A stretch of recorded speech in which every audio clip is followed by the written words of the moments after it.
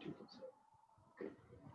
আমরা হচ্ছে গত ক্লাসে লেকচার 6 আমরা দেখছিলাম এবং লেকচার 6 এ শুরুতেই ছিল ডিজাইন অ্যাজাম্পশন। আচ্ছা, লেকচারের শুরুতে ছিল ডিজাইন অ্যাজাম্পশন, তারপর প্রত্যেকটা অ্যাজাম্পশন আমরা ব্যাখ্যা করেছিলাম। এরপর হচ্ছে ইন্টারাকশন ডায়াগ্রাম আমি দেখাইছিলাম, ডায়াগ্রামের মাধ্যমে কলাম ডিজাইন, তারপর অ্যাক্সিয়াল কম্প্রেশন, তারপরে nominal axial load, compression failure, tension failure, balanced condition. প্রত্যেকটা ক্ষেত্রে আসলে কনক্রিট বা স্টিলের স্ট্রেস স্ট্রেন কেমন হয় আমরা দেখেছিলাম। তো এই জিনিসগুলো আজকে আমরা ব্যবহার করবো আর কি, ঠিক আছে। আচ্ছা, তো প্রথমেই আমরা কলামের ক্যাপাসিটি বের করা শিখবো। হ্যাঁ, কলামের ক্যাপাসিটি। ক্যাপাসিটি মানে হচ্ছে ধারণ ক্ষমতা। মানে একটা কলাম, ধরেন যে একটা কলামের সেকশন দেওয়া আছে, স্টিল দেওয়া আছে, সেই কলামটা আসলে মানে কতটুকু লোড আর কি মানে রেজিস্ট করতে পারবে, কতটুকু লোড সে ক্যারি করতে পারবে, সে বহন করতে পারবে, আমরা সেইটা আগে বের করা শিখবো। এবং শুধু লোড না, সে কতটুকু মোমেন্ট ক্যারি করতে পারবে সেটাও আমরা বের করা শিখবো, ঠিক আছে। কতটুকু লোড এবং কতটুকু মোমেন্ট একটা কলাম ক্যারি করতে পারে সেটা আমরা বের করা শিখবো। আচ্ছা, প্রথমেই আমরা শিখবো হচ্ছে ব্যালান্সড কন্ডিশনের জন্য।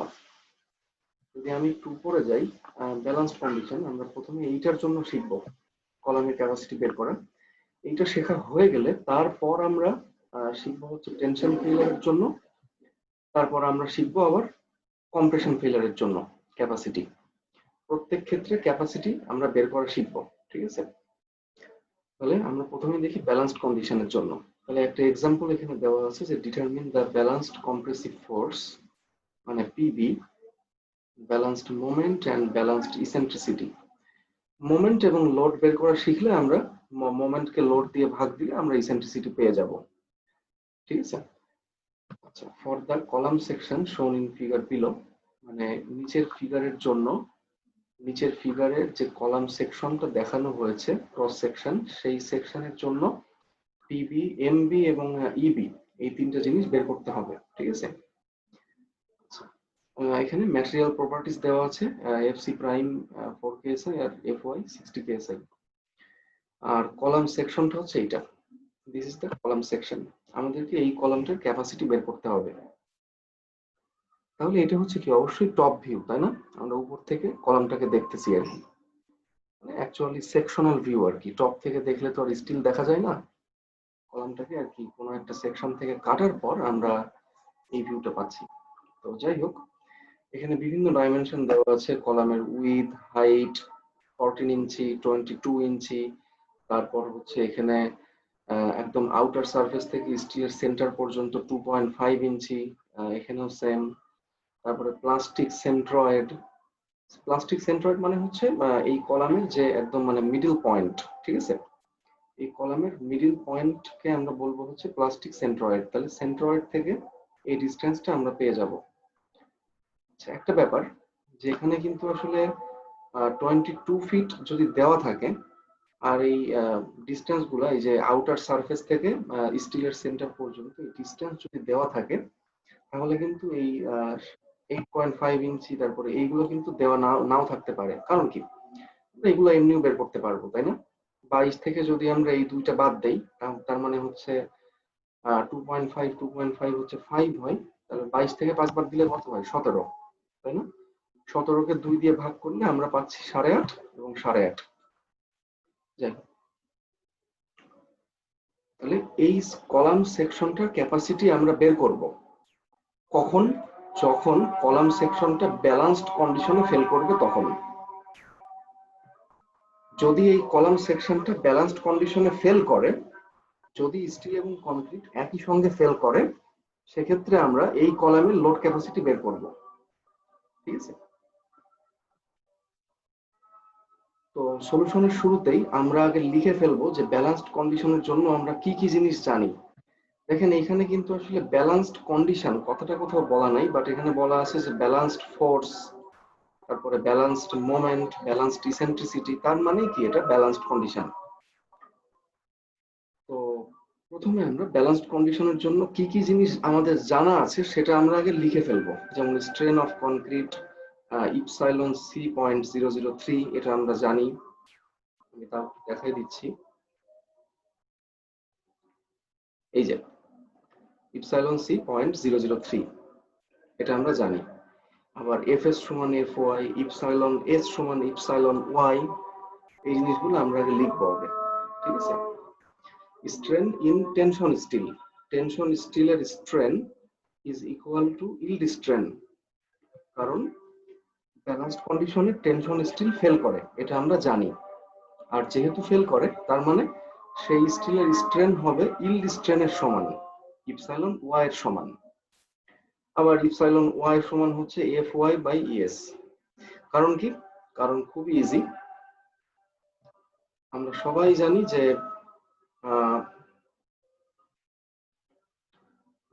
জানি যে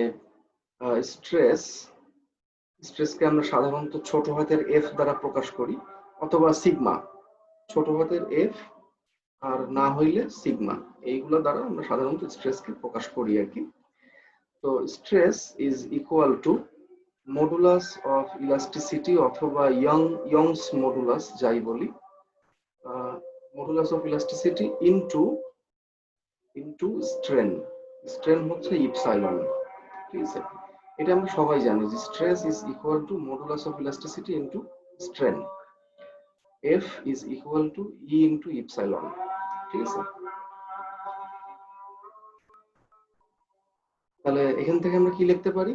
এখান থেকে আমরা লিখতে পারি যে epsilon is equal to stress divided by modulus of elasticity, ঠিক আছে, লিখতে পারি আমরা। আবার এই স্ট্রেন যদি আবার ইল্ড স্ট্রেন হয়, যদি এইটা যদি ইল্ড স্ট্রেন হয় মানে ওয়াই দিই যদি এখানে আমরা, তাহলে এখানেও কি হবে, একটা ওয়াই দিতে হবে, এই আর কি। yield strain is equal to yield stress divided by modulus of elasticity. আচ্ছা, কারো কোথাও বুঝতে সমস্যা হলে বলেন, হ্যাঁ, কোশ্চেন করেন, সমস্যা নেই। Okay sir.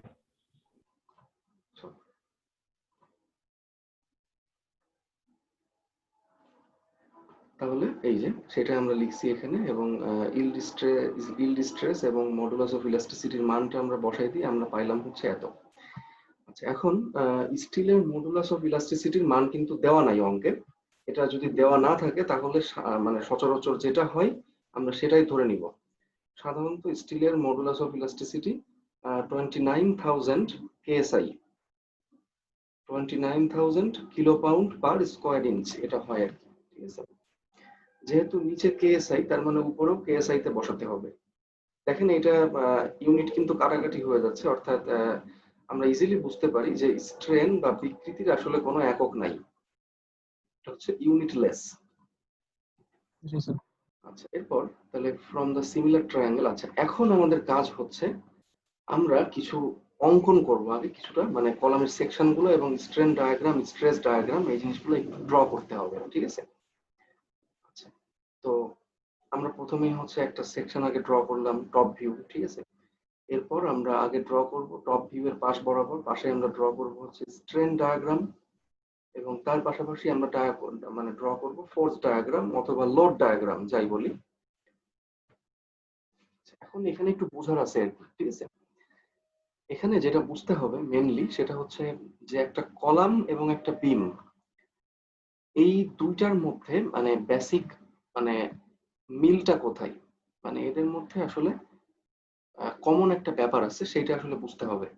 কারণ সবাই হয়তোবা C331 এই কোর্স যখন করে আসছেন তখন বিম ডিজাইনের সময় এরকম ডায়াগ্রাম দেখছেন, তাই না? সবাই দেখছেন নাকি? জি স্যার, দেখছি স্যার। রাইট। তাহলে আমরা কলামের ক্ষেত্রে এই ডায়াগ্রাম দেখাচ্ছি, কেন দেখাচ্ছি, তাই না? একটা কারণ আছে, কারণটা হচ্ছে যে বলি আমি যে একটা বিম, আমরা জানি যে একটা বিম সবসময় কি থাকে, ফ্লেক্সারে থাকে। পেইন্টে দেখা একটু অসুবিধাজনক। একটা বিম আমরা সবাই জানি এটা থাকে হচ্ছে ফ্লেক্সারে, অর্থাৎ সে এইটা যদি একটা বিম হয় তাহলে যখন লোড আসবে তখন হচ্ছে বিমটা আর কি ফ্লেক্সারে থাকবে। যদি পজিটিভ মোমেন্ট হয় তাহলে উপরে হচ্ছে কম্প্রেশন, মানে টপ ফাইবারে কম্প্রেশন, আবার বটম ফাইবারে টেনশন। মানে নিউট্রাল অ্যাক্সিসের উপরে কম্প্রেশন, নিচে টেনশন। তাহলে কলাম, আমরা সবাই জানি যে একটা কলামে সাধারণত কি হয়, অ্যাক্সিয়াল মানে ভার্টিক্যাল লোড থাকে, ভার্টিক্যাল লোড থাকে। এখন ভার্টিক্যাল লোড যদি অ্যাক্সিস বরাবর থাকে তাহলে কলামে কোনো মোমেন্ট আসে না, খুব স্বাভাবিকভাবেই আসে না, এটা আমরা আগের ক্লাসে দেখছিলাম। কিন্তু যদি একটা কলামে ভার্টিক্যাল লোডটা অ্যাক্সিসের বাইরে থাকে, অর্থাৎ একটা ইসেন্ট্রিসিটিতে কাজ করে অ্যাক্সিস থেকে দূরে, তখন কিন্তু এই কলামে দেখেন, এটা যদি সেন্ট্রাল লাইন হয় তাহলে এই কলামে সেন্ট্রাল লাইনের সাপেক্ষে একটা মোমেন্ট কাজ করবে এভাবে, তাই না? একটা মোমেন্ট কাজ করবে, এবং এই মোমেন্টের কারণে এই কলামটা এখন আর এরকম থাকবে না। এই মোমেন্টটা যত বাড়বে ততই কিন্তু কলামটা আস্তে আস্তে বেন্ডিং হবে। অর্থাৎ কলামটা ধরেন যে এইভাবে কিন্তু বেন্ড করবে। আমি একটু ভালোভাবে দেখাই। সাপোজ কলামটা কিন্তু আর কি মানে বেন্ড করতে চাইবে এভাবে, ঠিক আছে? এটা অনেক বেশি দেখানো হয়ে গেল, জাস্ট আমি বোঝানোর জন্য দেখাইছি। এটা আসলে এত কম হয় যে এটা দেখা যায় না চোখে, ঠিক আছে? বাট ব্যাপারটা হচ্ছে এরকম, যখনই আর কি যখনই মোমেন্ট আসবে তখনই কিন্তু কলামটা বেন্ড করবে, মানে বেন্ডিং হবে বা ফ্লেক্সার হবে। আর ফ্লেক্সার বা বেন্ডিং যেহেতু হচ্ছে, তার মানে অবশ্যই দেখেন এই পাশে অর্থাৎ নিউট্রাল অ্যাক্সিস থেকে ডান দিকে অর্থাৎ এই দিকে সমস্ত ফাইবার বা কনক্রিটের মধ্যে কাজ করবে হচ্ছে কম্প্রেশন, আর নিউট্রাল অ্যাক্সিস থেকে বাম দিকে অর্থাৎ এই দিকে কাজ করবে হচ্ছে টেনশন, তাই না? Compression, tension.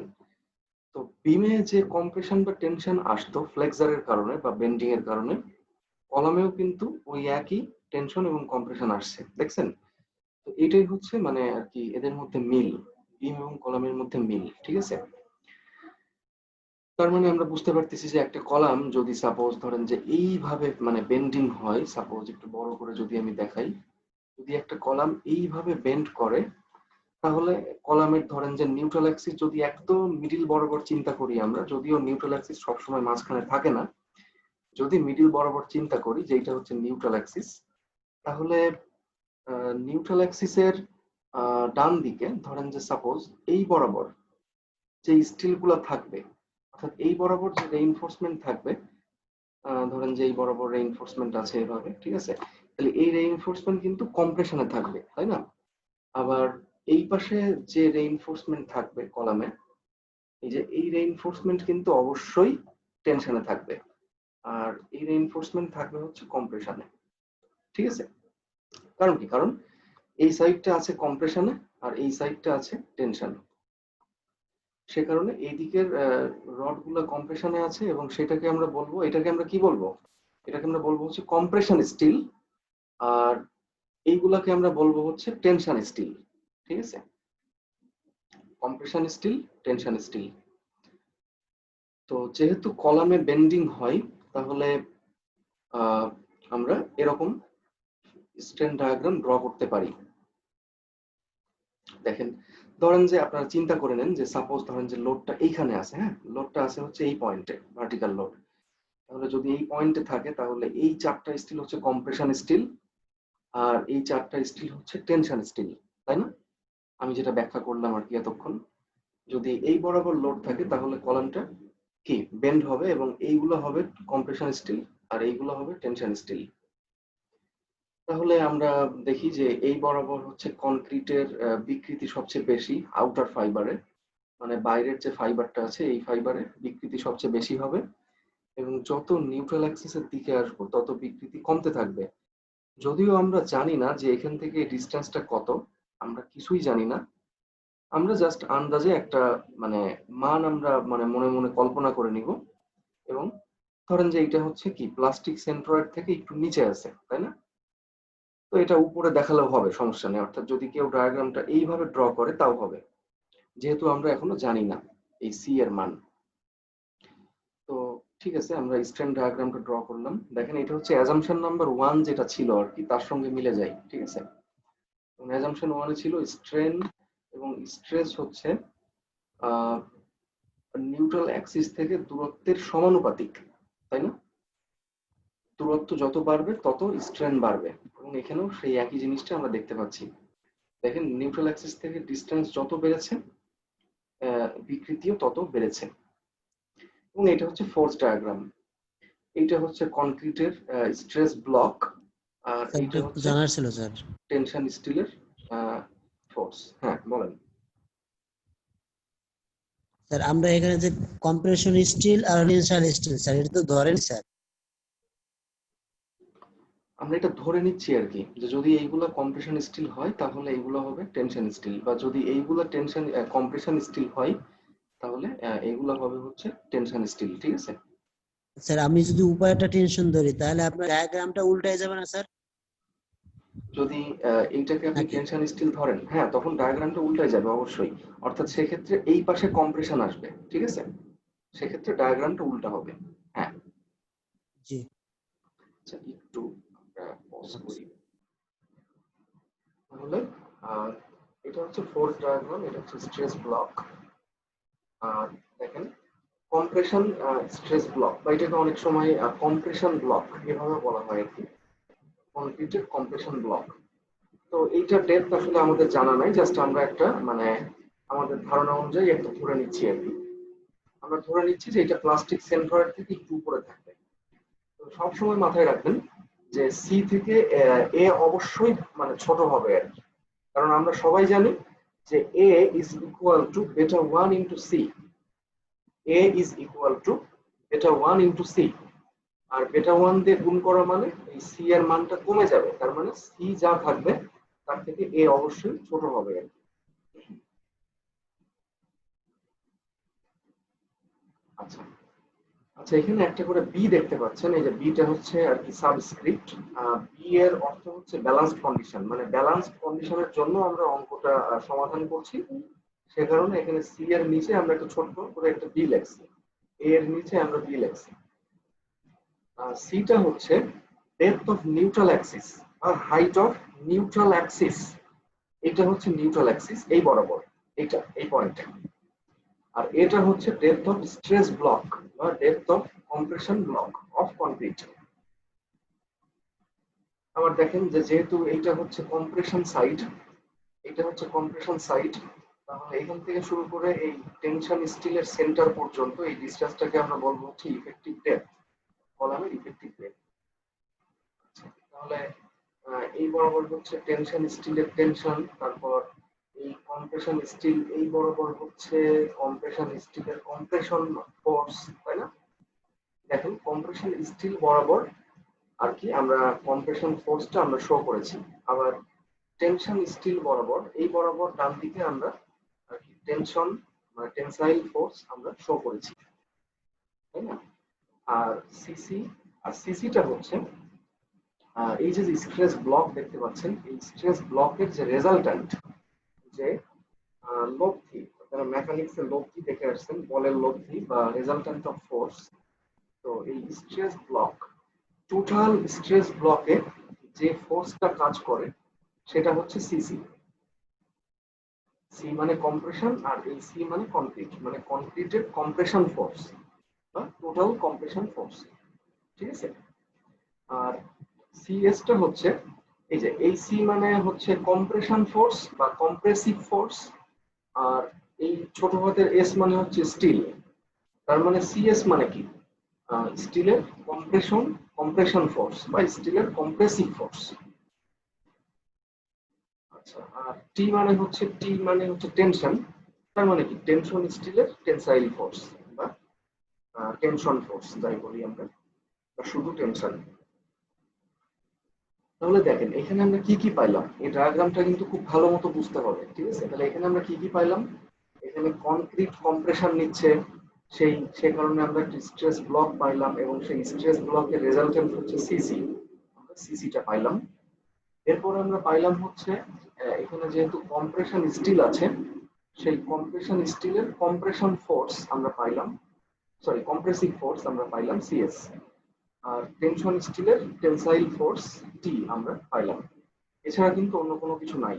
ঠিক আছে, এটা হচ্ছে ফোর্স বা লোড ডায়াগ্রাম যাই বলি। আচ্ছা, এখন দেখেন আমি কিছু কথা বলি যে ইউএসডি মেথডে কনক্রিটের স্ট্রেস সবসময় 0.85 এফসি প্রাইম, আগেও বলেছি। আবার যেহেতু আমরা জানি যে এটা হচ্ছে একটা ইউডিএল, তাই না? Uniformly distributed load. একটা ইউডিএল এর যে লোডটি সেটা কাজ করে হচ্ছে ইউডিএল এর একদম মিডল পয়েন্টে, অর্থাৎ সিসিটা হচ্ছে এই স্ট্রেস ব্লকের, যদি এই হাইটটা সাপোজ ধরেন 4 ইঞ্চি হয়, যদি 4 ইঞ্চি হয় তাহলে এই সিসিটা কাজ করবে হচ্ছে 2 ইঞ্চি, অর্থাৎ একদম মিড পয়েন্টে। অর্থাৎ যদি যেহেতু এইটা হচ্ছে এবি, তাহলে এই এইটুকু হচ্ছে কত, এবি বাই 2। এখানে বিটা দেখানো হয় না, যাই হোক এটা হচ্ছে এবি বাই 2 বা এ বাই 2। ঠিক আছে, এটা বুঝতে পারছেন সবাই?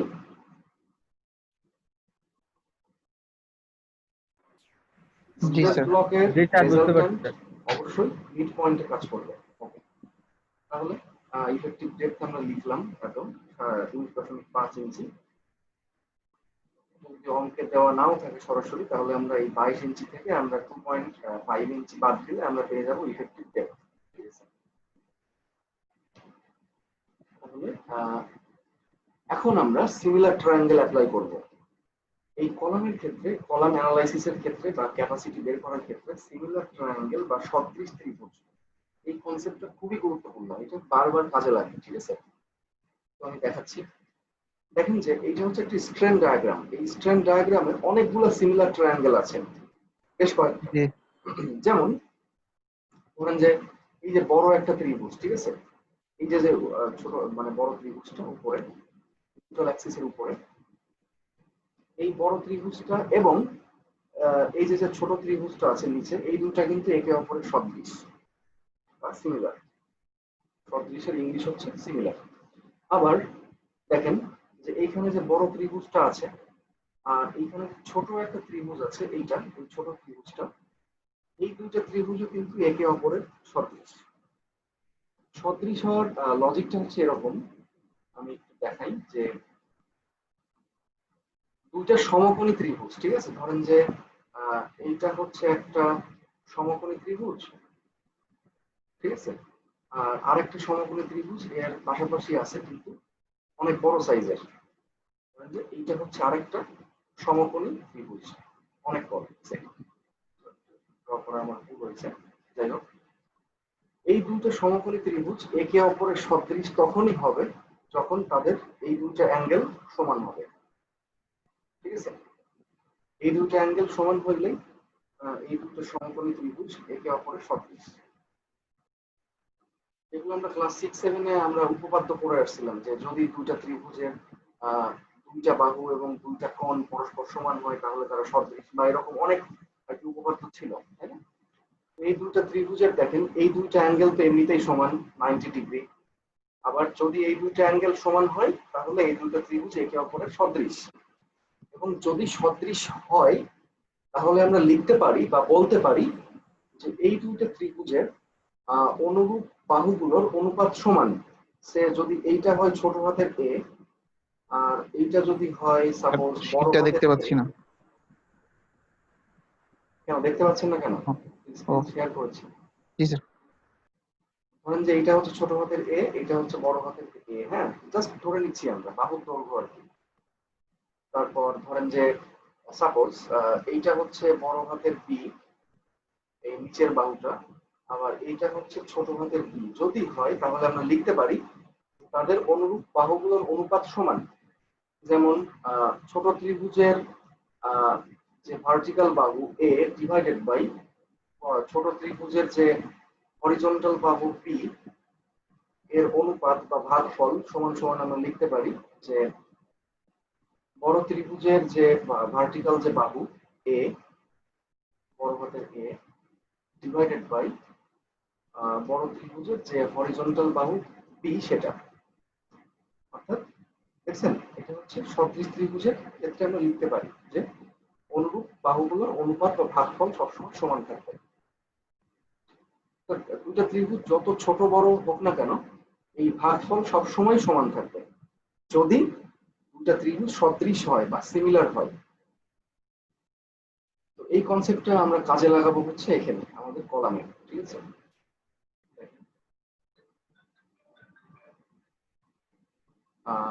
ফ্রম দ্য সিমিলার ট্রায়াঙ্গেল সদৃশ ত্রিভুজ থেকে আমরা লিখতে পারি যে epsilon c divided by c b, অর্থাৎ এইটা একটা ত্রিভুজ, এই ত্রিভুজের হরিজন্টাল বাহু এই বাহু ডিভাইডেড বাই ভার্টিক্যাল বাহু সিবি ইজ ইকুয়াল টু নিচে যে ত্রিভুজটা আছে এই ত্রিভুজের হরিজন্টাল বাহু epsilon s divided by vertical বাহু, তাই না? অর্থাৎ উপরের ত্রিভুজটা এবং নিচের ত্রিভুজটা একে অপরের সদৃশ বা সিমিলার। তাহলে আমরা কি লিখতে পারি যে উপরের ত্রিভুজের এই বাহু, এই যে এই বাহুটা ডিভাইডেড বাই এই বাহু ভার্টিক্যাল বাহু সমান সমান নিচের ত্রিভুজের সেম এই বাহুটা ডিভাইডেড বাই ভার্টিক্যাল বাহুটা, তাই না? Horizontal divided by vertical is equal to same horizontal divided by vertical, এটা আমি লিখতে পারি, ঠিক আছে? আর নিচের ত্রিভুজের হরিজন্টাল বাহুটা হচ্ছে ইপসাইলন এস, মানে টেনশন স্টিলের স্ট্রেন।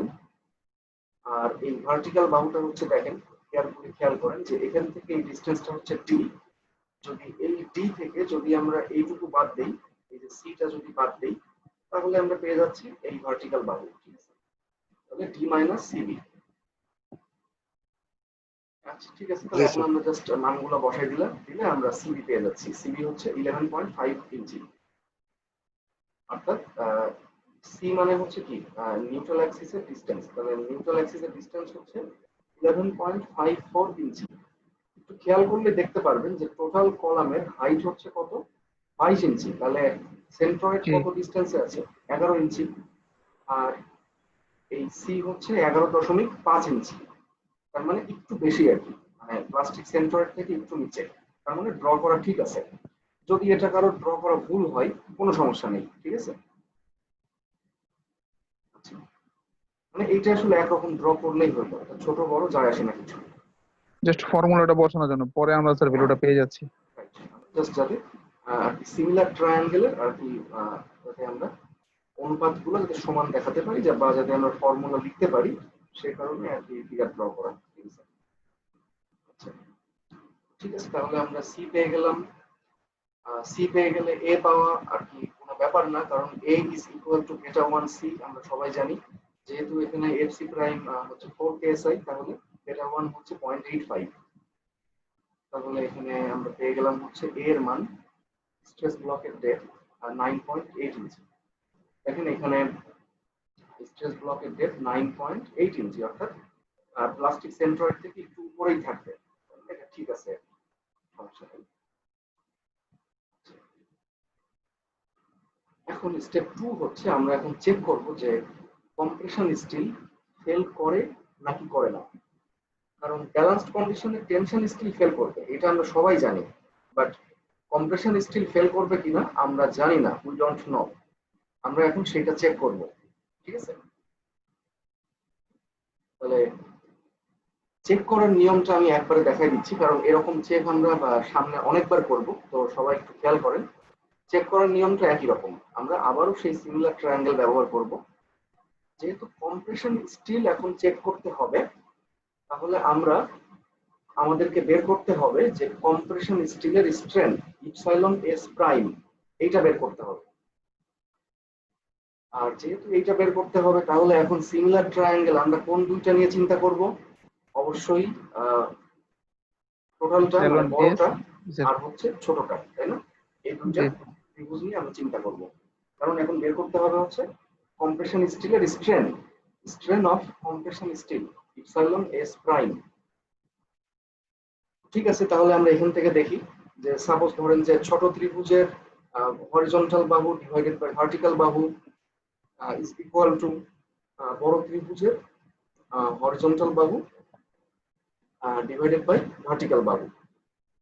তাহলে আমরা কি লিখতে পারি?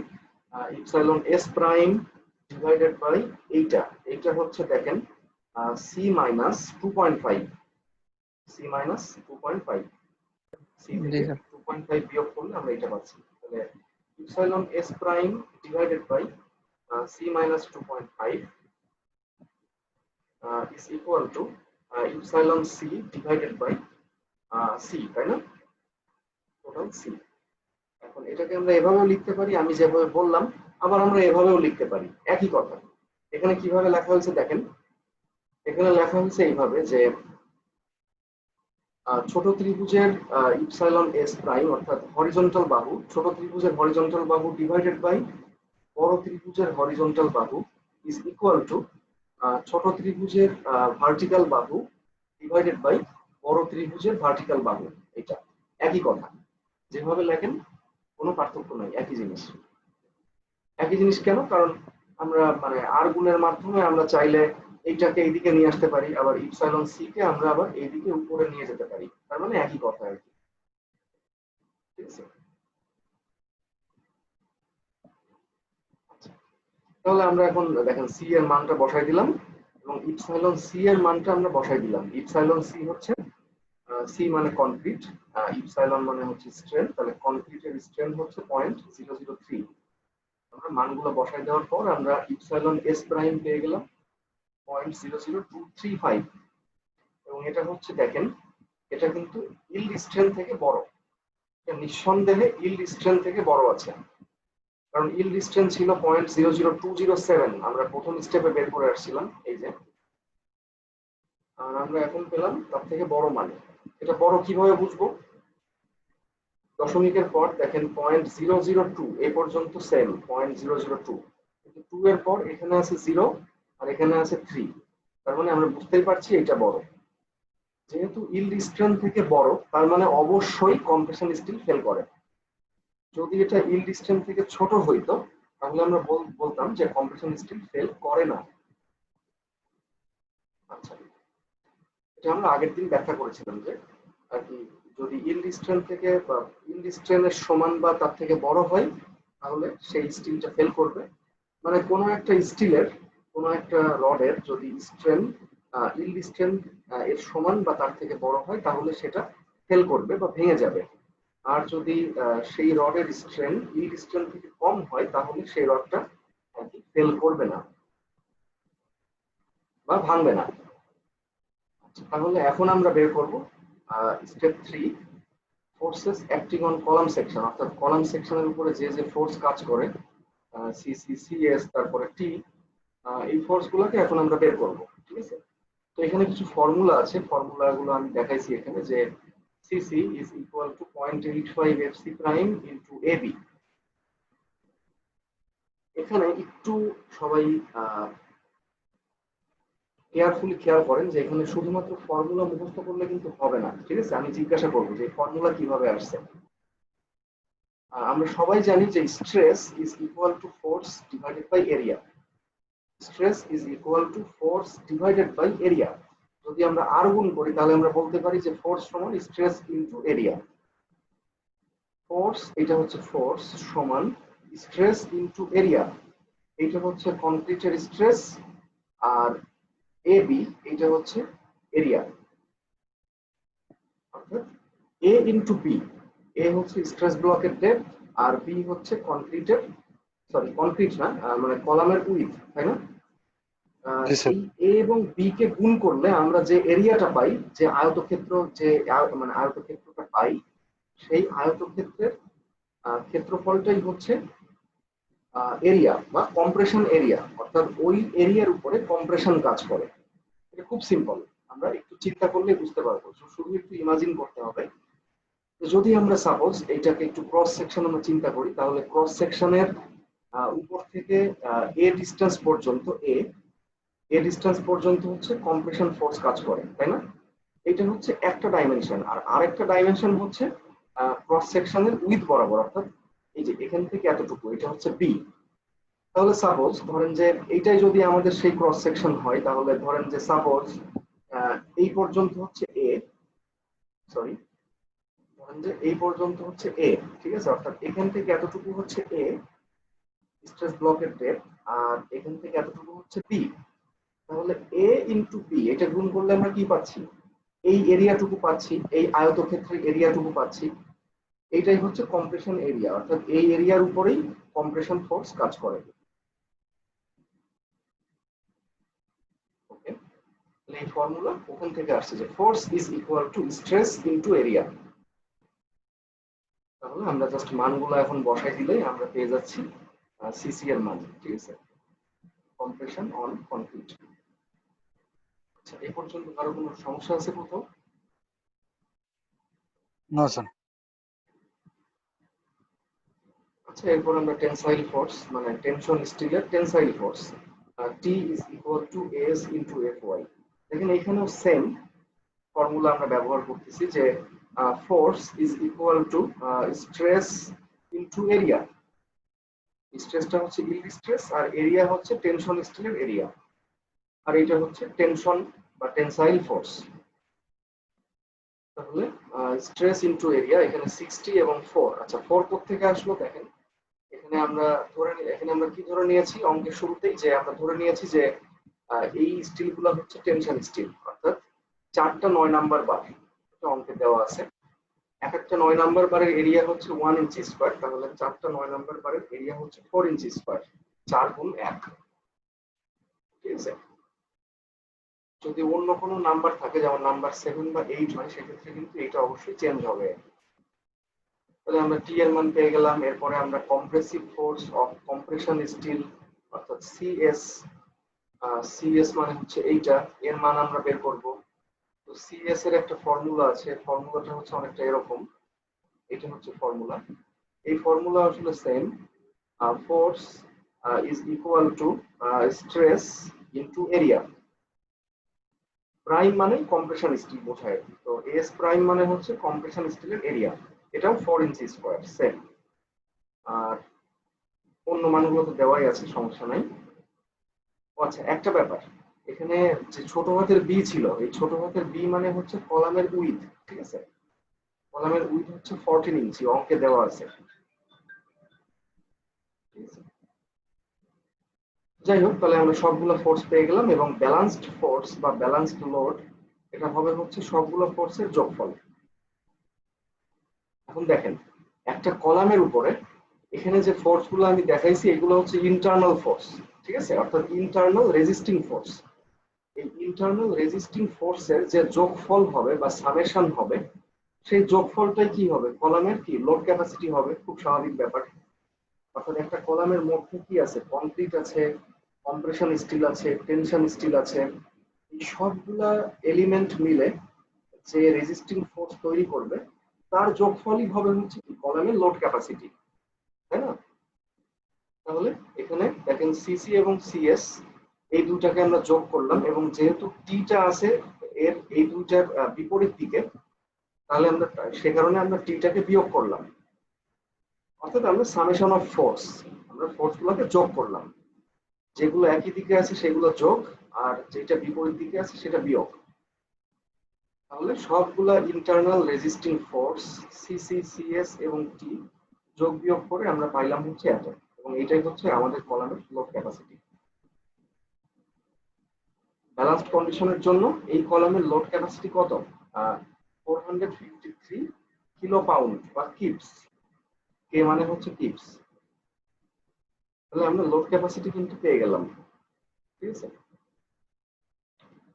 তাহলে এভাবে আমরা একটা কলামের লোড ক্যাপাসিটি বের করতে পারি। আচ্ছা, এখন আমরা দেখবো যে কিভাবে মোমেন্ট ক্যাপাসিটি বের করতে হয়, ঠিক আছে, মোমেন্ট ক্যাপাসিটি।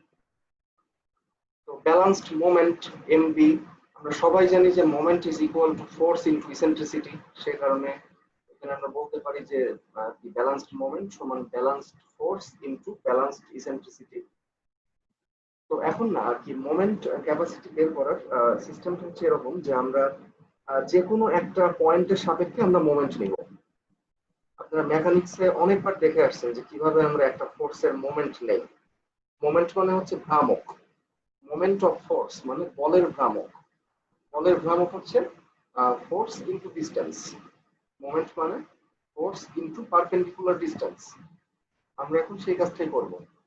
আমরা এখন সেন্ট্রয়েডের সাপেক্ষে মানে কলাম সেকশনের সেন্ট্রয়েডের সাপেক্ষে আমরা মোমেন্ট নিব। তো ঠিক আছে, আমরা মোমেন্ট নেওয়া শুরু করি।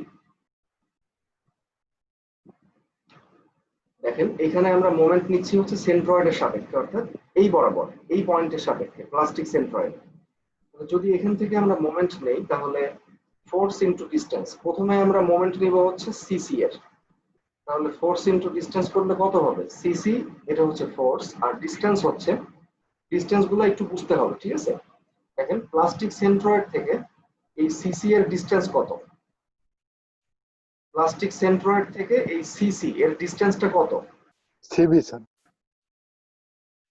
দেখেন, অর্থাৎ এই বরাবর এখান থেকে ডিসটেন্সটা হচ্ছে, অর্থাৎ দেখেন আমরা টোটালটা ডি থেকে আমরা আগে বাদ দিচ্ছি হচ্ছে 8.5, 8.5 মানে হচ্ছে এখান থেকে এই ডিসটেন্স, অর্থাৎ ডি থেকে আমরা 8.5 বাদ দিলে কি পাইলাম, এখান থেকে এতটুকু। আবার আমরা সেখান থেকে বাদ দিচ্ছি a/2, তাহলে আমরা পেয়ে যাব সেন্ট্রয়েড থেকে এই সিসি এর মানে ডিসটেন্স, ঠিক আছে? জাস্ট মানে দূরত্বগুলো যোগ বিয়োগ করতে হবে। অর্থাৎ এই যে দেখেন এইখান থেকে, জিনিসটা আবার স্যার একটু বলে দিন। হ্যাঁ বলেন। জিনিসটা স্যার আবার বলে ভালো হতো স্যার। আচ্ছা দেখেন, এখান থেকে হচ্ছে এই পর্যন্ত হচ্ছে ডি, তাই না, ইফেক্টিভ ডেপথ। তাহলে এখান থেকে আমরা ডি থেকে বাদ দিলাম প্রথমে 8.5 ইঞ্চি। 8.5 কোথা থেকে পাচ্ছি, এই যে অঙ্কে দেওয়া আছে, বা যদি অঙ্কে দেওয়া নাও থাকে তাও আমরা এখান থেকে বের করতে পারবো যে প্লাস্টিক সেন্ট্রয়েড থেকে এই স্টিলের সেন্টার পর্যন্ত ডিসটেন্স হচ্ছে 8.5 ইঞ্চি। তাহলে আমরা প্রথমে ডি থেকে বাদ দিলাম 8.5, তাহলে আমরা এখন কি পাইলাম, এখান থেকে এতটুকু, তাই না, এই যে স্যার এতটুকু পাইলাম। আবার আমরা এখন বাদ দিব হচ্ছে a/2, অর্থাৎ এখান থেকে এতটুকু বাদ দিব, এখান থেকে এতটুকু। তাহলে আমরা কি পেয়ে যাব, আমরা পেয়ে যাব হচ্ছে এই যে সিসি থেকে এই সেন্টার পর্যন্ত ডিসটেন্স।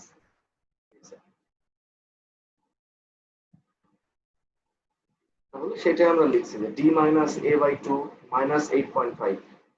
দেখে হয়তো বিশাল কোনো ফর্মুলা মনে হতে পারে, বাট এটা আসলে কোনো ফর্মুলার মধ্যেই পড়ে না। জাস্ট আমরা ডায়াগ্রাম দেখবো, আমরা ডিসটেন্সটা বসাবো, দ্যাটস ইট। এরপর আমরা আরেকটা দেখি, ঠিক আছে? এরপর আমরা মোমেন্ট নিব হচ্ছে সিএস এর, আমরা সিএস এর মোমেন্ট নিব। তাহলে ফোর্স ইনটু ডিসটেন্স, একইভাবে ফোর্স হচ্ছে সিএস, আর ডিসটেন্স এখন দেখা যাক কত হয়। দেখেন সেন্টার থেকে সিএস এর ডিসটেন্স হচ্ছে, আমরা দেখেন আবারও সেই ডি থেকে বাদ দিচ্ছি আগে 8.5, তাহলে আমরা পাইলাম এখান থেকে এতটুকু। আবার সেখান থেকে আমরা বাদ দিব হচ্ছে 2.5, অর্থাৎ এই যে, তাহলে আমরা পেয়ে যাচ্ছি এই যে কম্প্রেশন স্টিল থেকে সেন্ট্রয়েডের ডিসটেন্স, অর্থাৎ ডি - 8.5 - 2.5, তাহলে এই ডিসটেন্সটা পাচ্ছি। তাহলে আমরা বসাই দিলাম সেটা। তাহলে সিসি এর মোমেন্ট নিলাম, সিএস এর মোমেন্ট নিলাম, যেহেতু দুইটা ফোর্স একই দিকে আছে তাই তাদের আর কি মোমেন্টকে আমরা যোগ করলাম। আর আচ্ছা বলতেছি এটা আবার, আচ্ছা এখন আমরা মোমেন্ট নিব হচ্ছে টি এর মোমেন্ট, ঠিক আছে? ঠিক আছে, দেখেন সেন্ট্রয়েডের সাপেক্ষে প্লাস্টিক সেন্ট্রয়েড পিসি, সেন্ট্রয়েডের সাপেক্ষে সিসি, হ্যাঁ যদি এখান থেকে আমরা চিন্তা করি এটা হচ্ছে সেন্ট্রয়েড, তাহলে সেন্ট্রয়েডের সাপেক্ষে সিসি কিন্তু অ্যান্টি ক্লকওয়াইজ মোমেন্ট দিচ্ছে। আবার দেখেন সিএসও অ্যান্টি ক্লকওয়াইজ মোমেন্ট দিচ্ছে, মানে ঘড়ির কাঁটার বিপরীত দিকে এটা আর কি ঘোরাতে যাচ্ছে। আবার সেন্ট্রয়েডের সাপেক্ষে দেখেন টি, এটাও কিন্তু ঘড়ির কাঁটার আর কি বিপরীত দিকেই কিন্তু মোমেন্ট দিচ্ছে, তাই না? সে কারণে সবগুলো মোমেন্টকে আমরা যোগ করেছি। এখানে একটা জিনিস বুঝতে হবে যে মোমেন্ট এক জিনিস, ফোর্স আরেক জিনিস, দুটো জিনিসকে কখনো ভুলাবেন না বা কনফিউজ হবেন না। অনেকে ভুলাই ফেলে আর কি, যে মোমেন্ট আর ফোর্সকে অনেকে একই মনে করে। মোমেন্ট এক জিনিস, ফোর্স এক জিনিস। যেমন আমরা ফোর্স যখন যোগ বিয়োগ করছিলাম তখন কিন্তু এই দুইটাকে যোগ করছিলাম আর এইটাকে বিয়োগ করছিলাম, তাই না? কারণ তাদের ডিরেকশনটা আলাদা ছিল, এটা বায়ে এটা ডানে।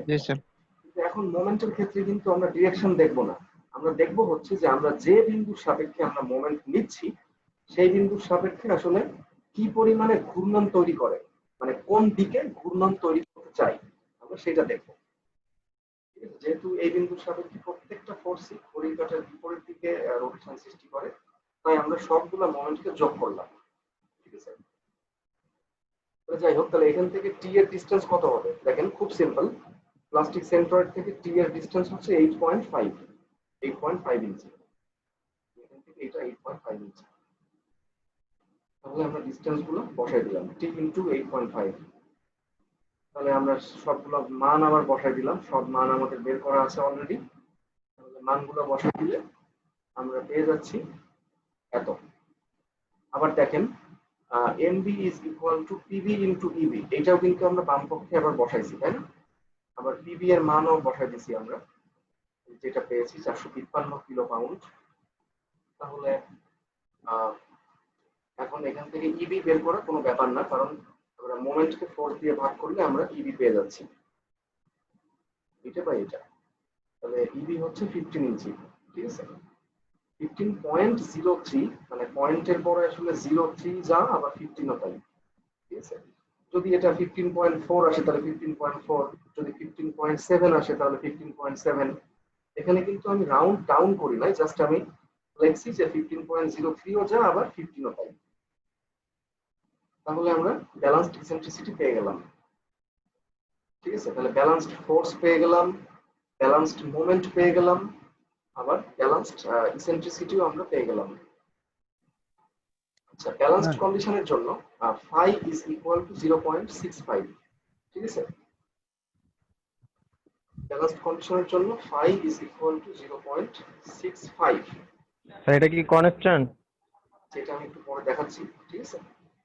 আর যেহেতু 5.65, তাহলে এখন আমরা প্রত্যেকটা ফোর্সকে আবার phi দিয়ে গুণ করে দিব, ঠিক আছে। কারণ phi দিয়ে গুণ না করা পর্যন্ত কিন্তু আমরা আসলে কোনো ফোর্স বা কোনো মোমেন্টকে ডিজাইনে ব্যবহার করতে পারি না, তাই না। তাহলে পিবি এটাকে আমরা phi দিয়ে গুণ করে দিব, আবার এমবি এইটাকেও আমরা phi দিয়ে গুণ করে দিব, ঠিক আছে। phi দিয়ে গুণ করার পর যেটা পাবো সেটাই হচ্ছে আমাদের আসলে ডিজাইনে আমরা ব্যবহার করতে পারবো, অর্থাৎ এটাই হচ্ছে আমাদের ডিজাইন ফোর্স বা ডিজাইন লোড ক্যাপাসিটি, আবার এটাই হচ্ছে ডিজাইন মোমেন্ট ক্যাপাসিটি, ঠিক আছে। তাহলে এটা আমরা এভাবে আমরা একটা কলামে লোড এবং মোমেন্ট আমরা বের করতে পারি, মানে সরি, লোড এবং মোমেন্ট ক্যাপাসিটি আমরা বের করতে পারি। 15th এডিশনের বইতে পেজ নাম্বার 94।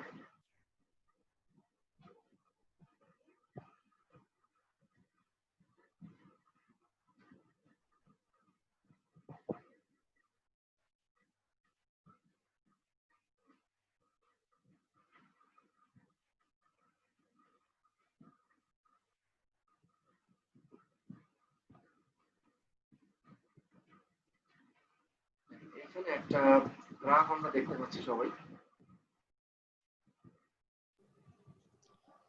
আচ্ছা, এখানে একটা গ্রাফ আমরা সবাই দেখতে পাচ্ছি। এই গ্রাফটা আসলে খুবই ইম্পর্টেন্ট, ঠিক আছে। এই গ্রাফটা খুবই গুরুত্বপূর্ণ আর কি, কারণ এই গ্রাফ থেকে আমরা বিভিন্ন ইপসাইলন টি এর জন্য আমরা phi এর মানটা পেয়ে থাকি। যেমন মিড টেনসাইল স্ট্রেন্থ যদি 0.005 হয়, সেক্ষেত্রে phi এর মান হচ্ছে এই বরাবর আমরা বাম দিকে যাব, অর্থাৎ 0.9 সর্বোচ্চ মান। আবার যদি ইপসাইলন টি এর মান 0.002 হয় বা ইল্ড স্ট্রেনের সমান হয়, এখানে ইল্ড স্ট্রেন হচ্ছে 60 গ্রেড রিইনফোর্সমেন্টের জন্য 0.00207, আমরা একটু আগে দেখে আসলাম, তাই না। তো এটাকে অনেক সময় আর কি 0.002 হিসেবে ধরা হয়, ঠিক আছে, ওই লাস্টের 07টা বাদ দেওয়া হয়।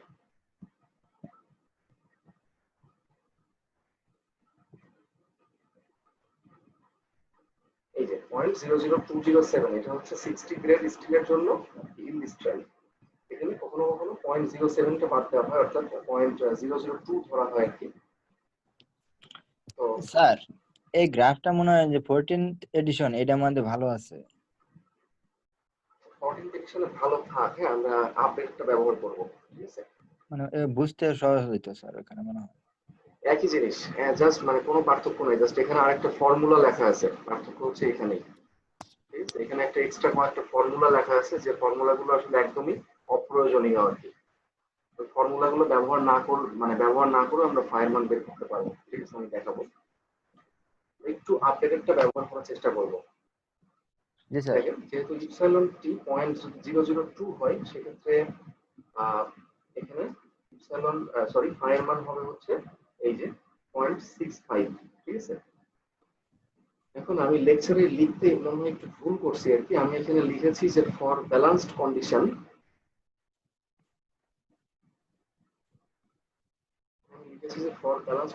phi is equal to 0.65। এটা আসলে আর কি মানে ঠিক বলা যায় না, কারণ phi এর মানটা নির্ভর করে হচ্ছে ইপসাইলন টি এর উপর, ঠিক আছে। এখানে ইপসাইলন টি কত সেটা দেখতে হবে। ইপসাইলন টি মানে হচ্ছে mid tensile strain of steel, বা আমরা এই অঙ্কের ক্ষেত্রে আমরা বলতে পারি যে ইপসাইলন এস টাই হচ্ছে ইপসাইলন টি, ইপসাইলন এসি হচ্ছে ইপসাইলন টি, টেনশন স্টিলের স্ট্রেংথ, এটাই হচ্ছে ইপসাইলন টি। আর এখানে ইপসাইলন টি বা ইপসাইলন এস এর মান আমরা দেখে আসলাম একটু আগে যে এটা হচ্ছে কত হয়, এটা হচ্ছে আপনার এই যে ইপসাইলন এস সমান 0.00207 বা 0.002 দশমিকের পর আসলে এটা আমরা ইগনোর করতে পারি চাইলে। যদি 0.002 হয় তাহলে আমরা এখন কি দেখতে পাচ্ছি, আমরা গ্রাফ থেকে দেখতে পাচ্ছি যে এটা হচ্ছে 0.002 এর জন্য এটা হচ্ছে 0.65, বা অন্যভাবে বলতে গেলে যদি ইল্ড স্ট্রেনের সমান হয় তাহলে 0.65 হচ্ছে ফাইয়ের মান হবে। ঠিক আছে,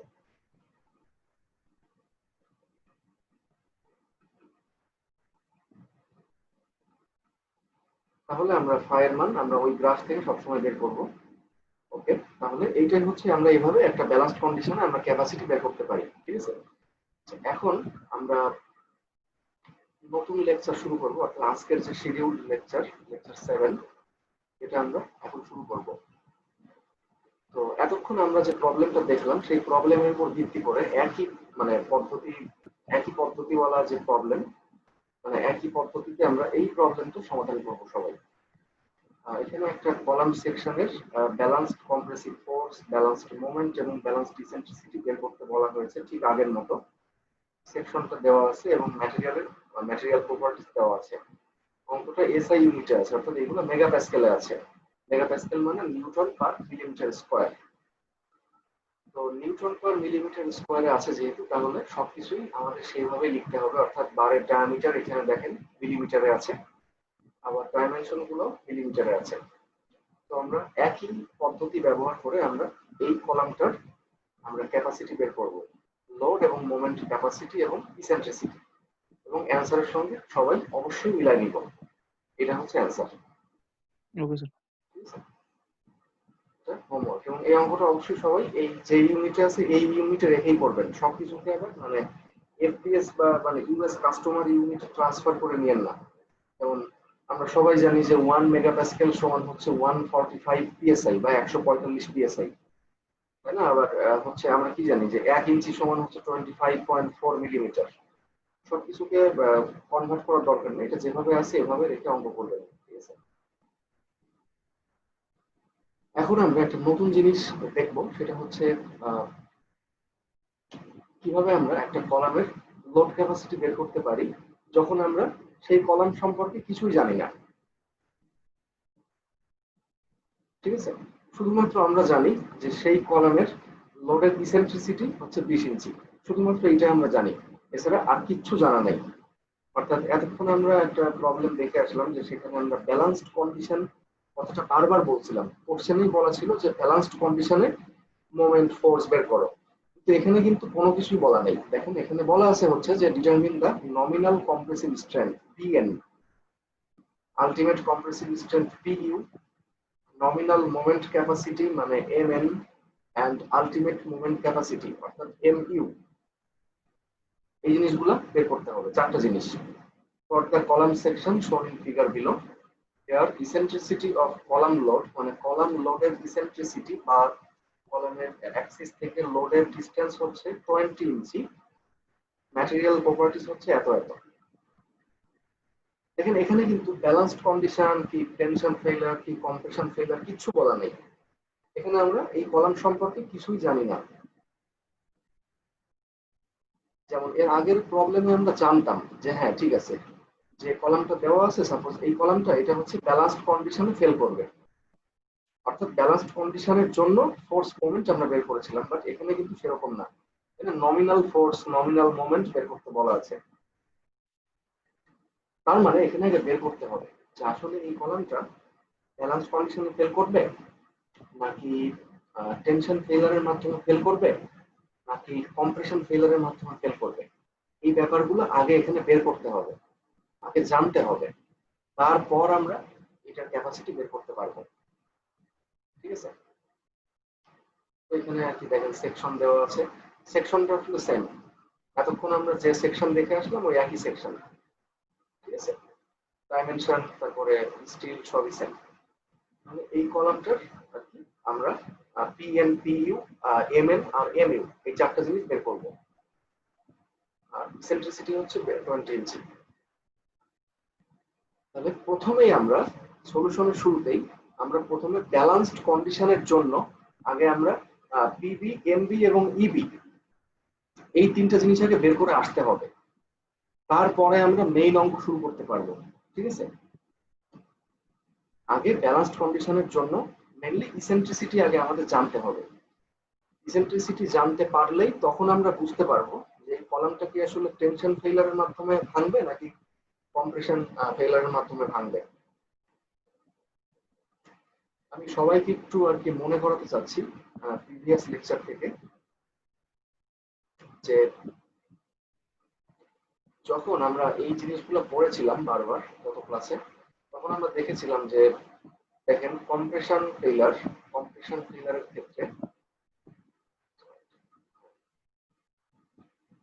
ফেইলারের ক্ষেত্রে হচ্ছে ই লেস দেন ইবি। ঠিক আছে, আমি এগুলো মনে রাখতে বলছিলাম, ই লেস দেন ইবি। আবার টেনশন ফেইলারের ক্ষেত্রে হচ্ছে ই গ্রেটার দেন ইবি। তো আমরা আর কি ইবি বের করলেই, যেহেতু অঙ্কে ই দেওয়া আছে 20 ইঞ্চি, যদি আমরা এখন ইবিটা বের করতে পারি তাহলে আমরা বুঝতে পারবো যে আসলে কোনটা ছোট আর কোনটা বড়। আর ছোট এবং বড় বুঝতে পারলে আমরা টেনশন ফেইলার না কম্প্রেশন ফেইলার আমরা এটাও বুঝতে পারবো। ঠিক আছে, যদি ই গ্রেটার দেন ইবি হয় তাহলে আমরা বলবো টেনশন ফেইলার, যদি লেস দেন হয় তাহলে আমরা বলবো হচ্ছে কম্প্রেশন ফেইলার, এইভাবে। আচ্ছা, ব্যালেন্সড কন্ডিশনের জন্য এই কলামটা আমরা একটু আগে আমরা লোড মোমেন্ট বের করে আসলাম, তাই আমি আর এগুলো কিচ্ছু বলবো না, জাস্ট আমি এখানে একই জিনিস আবার দেখাইছি। শুধু পার্থক্য একটা জায়গাতেই, যেহেতু এই অঙ্কটা অনেক লেন্দি অঙ্ক, সেহেতু এখানে ব্যালেন্সড কন্ডিশনের জন্য যখন আমরা কলামটাকে সলিউশন করব তখন কয়েকটা স্টেপ আমরা স্কিপ করে যাব। জাস্ট লাইক ধরেন আমরা যদি আগের অঙ্কটা দেখি তাহলে এখানে দেখেন, এখানে আমরা অনেক কিছু করছিলাম। এখানে আমরা চেক করছিলাম যে কম্প্রেশন স্টিল ফেল করবে কিনা, এটা চেক করার কোনো দরকার নাই কারণ এখন প্রবলেম অনেক লেন্দি। ঠিক আছে, তারপর এই তো এই স্টেপটা আমরা স্কিপ করতে পারবো। আর আরেকটা যেটা স্কিপ করব সেটা হচ্ছে এই লেখাগুলো এখন লেখার আর দরকার নাই, কারণ এখন 2 ধাপে অঙ্ক করতে হবে, তাই এগুলো আমরা বাদ দিব, সমস্ত লেখা বাদ। তাহলে দেখেন এখানে শর্টকাটে অঙ্কটা করা আছে, আমরা ফিগার ড্র করব, এরপর সিমিলার ট্রায়াঙ্গেলের মাধ্যমে সেম ভাবে আমরা সি বের করব 11.5, একটু আগে আমি দেখায় আসছি এগুলা। এ বের করব, তারপরে ব্যালেন্সড কম্প্রেসিভ লোড বের করব, এই যে ব্যালেন্সড কম্প্রেসিভ লোড। এরপরে হচ্ছে মোমেন্ট বের করব, আর মোমেন্ট বের করার পর মোমেন্টকে ফোর্স দিয়ে ভাগ দিয়ে আমরা ইসেন্ট্রিসিটি বের করব। এখানে ছোট্ট একটা যে জিনিস আমি দেখাতে চাইবো সেটা হচ্ছে একটা পার্থক্য আছে এখানে, অর্থাৎ এখানে আমরা মোমেন্ট আমরা বিভিন্ন ভাবে নিতে পারি। এই জিনিসটা একটু খুব ভালো মতো বুঝতে হবে সবাইকে। যেমন আমরা এর আগের অঙ্কে দেখলাম যে আমরা মোমেন্ট নিচ্ছি কলামের সেন্ট্রয়েড থেকে, তাই না? কলাম সেকশনের সেন্ট্রয়েড থেকে আমরা মোমেন্ট নিলাম। তো এখন আমরা একটু অন্যভাবে মোমেন্ট বের করা শিখবো। সেন্ট্রয়েডের সাপেক্ষে নিলেও হবে, কোনো সমস্যা নাই। তো এখন আমরা একটু অন্য কোনো বিন্দুর সাপেক্ষে আমরা মোমেন্ট কিভাবে নিতে হয় একটু সেটা দেখবো আমরা।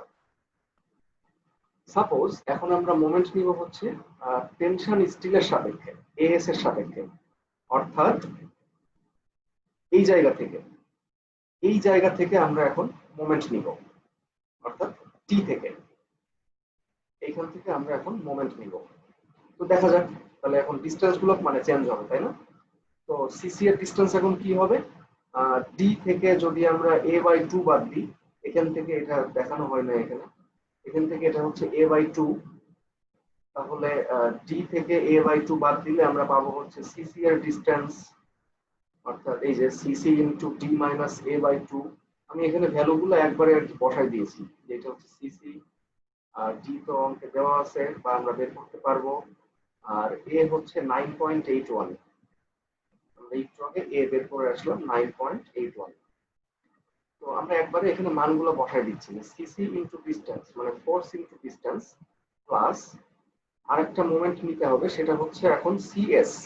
দেখেন সিএস মানে 226 কিলো পাউন্ড। আমরা সিএস এর মোমেন্ট নিব।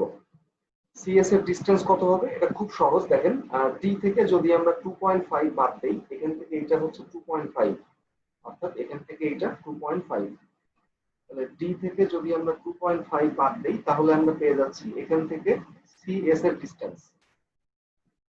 ঠিক আছে, এই যে ডি মাইনাস 2.5, ডি মানে 19.5। দেখেন এখানে একটা ফোর্সের মোমেন্ট কম নেওয়া লাগলো, কারণ কি? কারণ আমরা মোমেন্ট নিচ্ছি এখান থেকে, ঠিক আছে, এই পয়েন্ট থেকে। ফলে যেহেতু টি ফোর্স এই পয়েন্ট দিয়েই অতিক্রম করেছে, তাই টি এর কোনো মোমেন্ট এখানে আসবে না। জি স্যার। সহজ হইল, আর দুইটা ফোর্স এর মোমেন্ট আসলো, একই কথা, ঝামেলা না। এখন আরেকটা জায়গাতে যে পরিবর্তনটা হবে মেইনলি, সেটা হচ্ছে এই যে মোমেন্ট সমান force into eccentricity.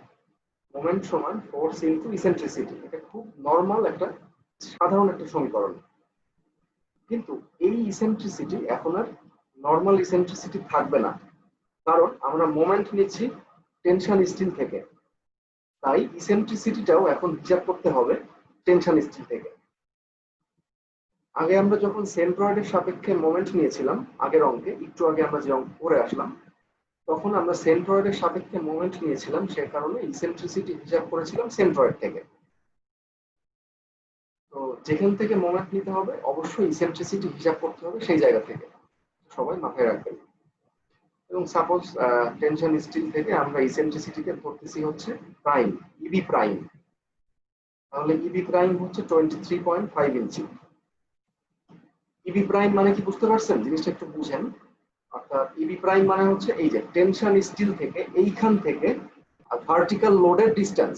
Suppose vertical লোডটা ধরেন যে এইখানে আছে, সাপোজ কলামের বাইরে আছে, ধরেন যে এইখানে আছে, তাহলে ভার্টিক্যাল লোডের থেকে এই টেনশন স্টিল পর্যন্ত এই ডিসটেন্সটাই হচ্ছে ইবি প্রাইম। এখান থেকে যদি আমরা এইটুকু বাদ দিয়ে দেই, বিয়োগ করে দেই, তাহলে আমরা পেয়ে যাব সেন্ট্রয়েড থেকে ইসেন্ট্রিসিটি বা সেন্ট্রয়েড থেকে ডিসটেন্স, তাই না? এখান থেকে এটা হচ্ছে 8.5, এখান থেকে এইটুকু 8.5 ইঞ্চি।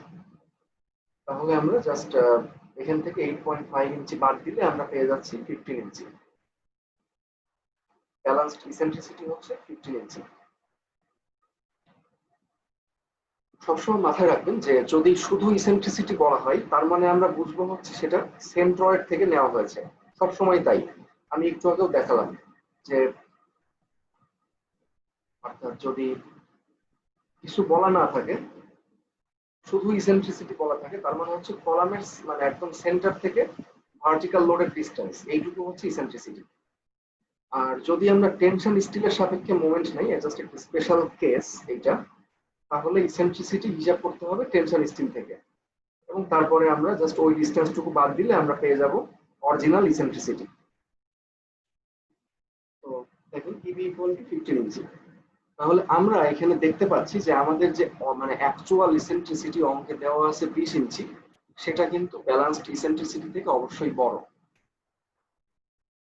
তাই না? এখানে 20 ইঞ্চি দেওয়া আছে, এটা বড়, 15 ইঞ্চি থেকে বড়, অবশ্যই বড়।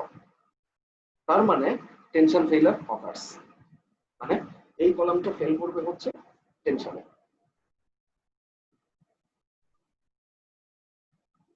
এই পর্যন্ত সবাই বুঝতে পারছেন? স্যার ইবিটা আরেকবার একটু বলেন স্যার। ইবিটা হচ্ছে ব্যালান্সড ইসেন্ট্রিসিটি, এটা আমরা বের করলাম, এটা হচ্ছে একটা থিওরিটিক্যাল কনসেপ্ট ইবি।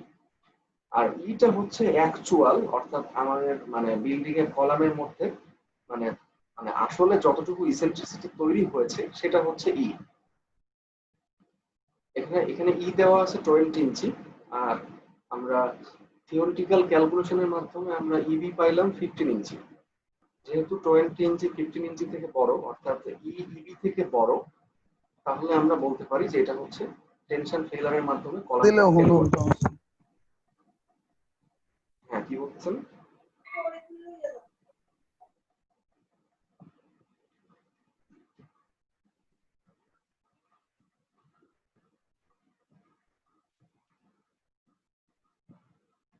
এই যে আমরা চলে যাচ্ছি এখানে, ই ইজ গ্রেটার দ্যান ইবি, তার মানে টেনশন ফেইলার। এগুলো মাথায় রাখতে হবে একটু, ঠিক আছে? তাহলে এখন আমরা জানি যে কলামটা টেনশন ফেইলার হবে, কলামের টেনশন ফেইলার হবে আর কি। তাহলে এখন আমরা আমাদের মেইন যে প্রবলেম সেটা শুরু করব, অর্থাৎ টেনশন ফেইলারের জন্য আমরা কলামটাকে সলিউশন করা শুরু করব ফর টেনশন ফেইলার। তাহলে টেনশন ফেইলারের জন্য যে জিনিসগুলো আমরা জানি সেগুলো আমরা লিখে ফেলবো এখন। আমরা কি কি জানি? আমরা জানি হচ্ছে যে epsilon S is greater than epsilon Y, তারপরে F S is equal to F Y, epsilon C is equal to 0.003। আমরা আগের ক্লাসে সব ডিটেলস ব্যাখ্যা করেছিলাম। তো এই জিনিসগুলো আমরা এখন লিখবো, আমরা লিখলাম, ঠিক আছে? এখন আচ্ছা ঠিক আছে, এখন আমরা ধরে নিব, প্রথমে অ্যাজিউম করে নিব যে কম্প্রেশন স্টিলটা ফেল করে। এটা কেন অ্যাজিউম করব একটু পর বুঝতে পারবেন। Let's assume compression steel yields. যেহেতু ইল্ড করে তার মানে কম্প্রেশন স্টিলের স্ট্রেস হবে ইল্ড স্ট্রেসের সমান। যেহেতু আমরা ধরে নিচ্ছি যে কম্প্রেশন স্টিলটা ফেল করে, সেহেতু কম্প্রেশন স্টিলের stress is equal to yield stress. From the equation of equilibrium, অর্থাৎ সাম্য অবস্থার সমীকরণ থেকে আমরা পাই যে nominal load capacity is equal two সবগুলা আর কি যে ইন্টারনাল ফোর্স সেগুলোর যোগফল। এটা আমরা আগেও দেখছি যে কলামের মধ্যে যে ইন্টারনাল রেজিস্টিং ফোর্স তৈরি করে কনক্রিট স্টিল মিলে, সেই ফোর্সগুলোর যোগফলই হচ্ছে লোড ক্যাপাসিটি। তাহলে এটা ইকুইলিব্রিয়াম বলা হচ্ছে কেন? কারণ ধরেন যে সবগুলা যে ফোর্স আছে, হ্যাঁ, কলাম সেকশনের মধ্যে যে সবগুলা ফোর্স কাজ করতেছে, তিনটা ফোর্স, এই তিনটা ফোর্সের যে রেজাল্টেন্ট বা লব্ধি সেটাই তো হচ্ছে তার এক্সটার্নাল লোড ক্যাপাসিটি হবে, বা সেই লোডটুকুই তো আমরা বাইরের থেকে দিতে পারবো। এখানে ইকুইলিব্রিয়াম বলা হচ্ছে কেন? ইকুইলিব্রিয়াম মানে সাম্যাবস্থা। কারণ বাইরের থেকে আমরা যে পরিমাণ লোড দিব সেই একই পরিমাণ লোড আবার ভেতরে কি হবে, তৈরি হবে। অর্থাৎ সবগুলো ফোর্স মিলে সেই বাইরের যে লোড দিব সেই লোডটা তৈরি হবে বা রেজিস্টিং ফোর্স তৈরি হবে। অর্থাৎ মানে external force is equal two internal force. এগুলো কিন্তু সব ইন্টারনাল ফোর্স। এই যে এক্সটার্নাল এবং ইন্টারনাল ফোর্স সমান, সে কারণে এখানে বলা হচ্ছে from the equation of equilibrium. তো এখানে আমরা জাস্ট সবগুলোর মান এখন বসাই দিলে আমরা নমিনাল লোড ক্যাপাসিটি পেয়ে যাব। কিন্তু আনফরচুনেটলি আমরা ছোট হাতের এ এর মানটা জানি না এখানে। দেখেন যে আমরা এতক্ষণ আমরা ব্যালেন্সড কন্ডিশনের জন্য যখন কলামটা আর কি সমাধান করা শুরু করেছিলাম, তখন আমাদের প্রথমেই কাজ ছিল হচ্ছে সিমিলার ট্রায়াঙ্গেল। আমরা সবসময় সিমিলার ট্রায়াঙ্গেলের মাধ্যমে আমরা সি এবং এ এর মানটা বের করে আসছি, তাই না? কিন্তু এইখানে আমরা টেনশন ফেইলারের জন্য সেই কাজটা করতে পারছি না। আমরা এখানে অঙ্কের শুরুতেই আমরা সিমিলার ট্রায়াঙ্গেল ব্যবহার করে সি এবং এ এর মানটা বের করতে পারছি না। এর একমাত্র কারণ হচ্ছে আমরা এই যে ইপসাইলন এস এর মানটা আসলে আমরা জানি না। কারণ দেখেন এখানে কিন্তু ইপসাইলন এসটা কিন্তু ব্যবহৃত হয়েছে, তাই না? এই যে ইপসাইলন এস সমান এই যে এত, এটা কিন্তু এই সিমিলার ট্রায়াঙ্গেলে ব্যবহৃত হয়েছে। বাট টেনশন ফেইলারের জন্য আমরা কিন্তু আসলে জানি না যে এই ইপসাইলন এসটা কত হবে। আমরা শুধু জানি যে ঠিক আছে এর থেকে বড় হবে, বাট কত বড় হবে এটা কিন্তু আমরা জানি না। আর যেহেতু আমরা জানি না, সেহেতু আমরা সিমিলার ট্রায়াঙ্গেল ব্যবহার করতে পারবো না। আর যেহেতু আমরা সিমিলার ট্রায়াঙ্গেল ব্যবহার করতে পারছি না, সেহেতু আমরা টেনশন ফেইলারের জন্য আমরা সি অথবা এ, সি এবং এ আমরা কোনোটার মানই বের করতে পারবো না। আপনারা আবার মনে করেন না যে সি আর এ তো বের করাই আছে, এটা কিন্তু ব্যালেন্সড কন্ডিশনের জন্য। আর এখন কিন্তু অঙ্কটা চলে আসছে টেনশন ফেইলারের জন্য। দুটা কন্ডিশন কিন্তু টোটালি আলাদা। তো যাই হোক, আমরা যেহেতু এ এর মানটা জানি না, তাই আমরা এটাকে আমরা এ হিসেবেই রেখে দিচ্ছি। আর বি হচ্ছে কলাম সেকশনের উইডথ 14 ইঞ্চি অঙ্কে দেওয়া আছে, সমস্যা নেই। সিএস এর মান সমীকরণ আমরা আগের মতোই বসাইলাম। ও আচ্ছা, এখানে যে জিনিসটা বলবো আমি সেটা হচ্ছে টেনশন ফেইলার দ্বারা যখন আমরা অঙ্ক শুরু করলাম, অর্থাৎ মেইন অঙ্ক কিন্তু এখান থেকে শুরু হইলো এখন, তখন আমরা ধরে নিয়েছিলাম যে কম্প্রেশন স্টিলটা ফেল করে, অর্থাৎ এফএস প্রাইম সমান এফওয়াই। কেন ধরেছিলাম? কারণটা আমি এখন বলবো। যদি আমরা না ধরতাম তাহলে আমরা এই সমীকরণটা এভাবে লিখতে পারতাম না। যদি আমরা না ধরতাম যে কম্প্রেশন স্টিল ফেল করে, তাহলে এখানে আমাদেরকে লিখতে হইতো এফএস প্রাইম, এখানে লিখতে হইতো এফএস প্রাইম। আর এফএস প্রাইম যদি এখানে লিখতাম আমরা, তাহলে কিছুই করতে পারতাম না, তাহলে এখানে আরেকটা অতিরিক্ত অজানা জিনিস চলে আসতো, আমরা অঙ্কটাকে সমাধান করতে পারতাম না। তো জাস্ট আমাদের সুবিধার জন্য আমরা ধরে নিচ্ছি যে এফএস প্রাইম সমান হচ্ছে এফ ওয়াই। যদি কোনো একটা স্টিল ফেল করে তখনই আমরা শুধুমাত্র এখানে এফ ওয়াই লিখতে পারবো, এছাড়া লিখতে পারবো না। তো যদি আর কি ফেল না করতো, ডাজ নট ইল্ড, তাহলে তখন সমীকরণটা হয়তো এরকম, যেখানে এফএস প্রাইম হচ্ছে এফ ওয়াই থেকে ছোট হইতো, এবং সেক্ষেত্রে এফএস প্রাইম সমান কত হইতো, modulus of elasticity into strength. as usual formula, যে stress is equal to modulus of elasticity into strength। ঠিক আছে, আচ্ছা তাহলে আমরা আচ্ছা আরেকটা ব্যাপার দেখেন, t is equal to F Fy, force is equal to stress into area। এখন স্ট্রেস Fy, এখানে আমরা Fy বসাতে পারতাম না, বুঝতে পারছেন, কখনোই পারতাম না যদি টেনশন স্টিল ফেল না করতো বা ইল্ড না করতো। আমরা সবাই জানি যে টেনশন ফেলারের জন্য টেনশন স্টিল অবশ্যই ফেল করে, আমি আগের ক্লাসে ব্যাখ্যা করেছিলাম। যেহেতু টেনশন স্টিলটা ফেল করে, সেহেতু এই টেনশন স্টিলের যে ফোর্স, সেটা হচ্ছে যখন বের করব তখন এখানে আমরা ইল্ড স্ট্রেস ব্যবহার করতে পারবো। যেহেতু ফেল করে সেহেতু ইল্ড স্ট্রেস ব্যবহার করতে পারবো। আচ্ছা তবে ঠিক আছে, এটা যোগ বিয়োগ করার পরে আমরা পাইলাম হচ্ছে সমীকরণ নাম্বার 1, pn সমান এত।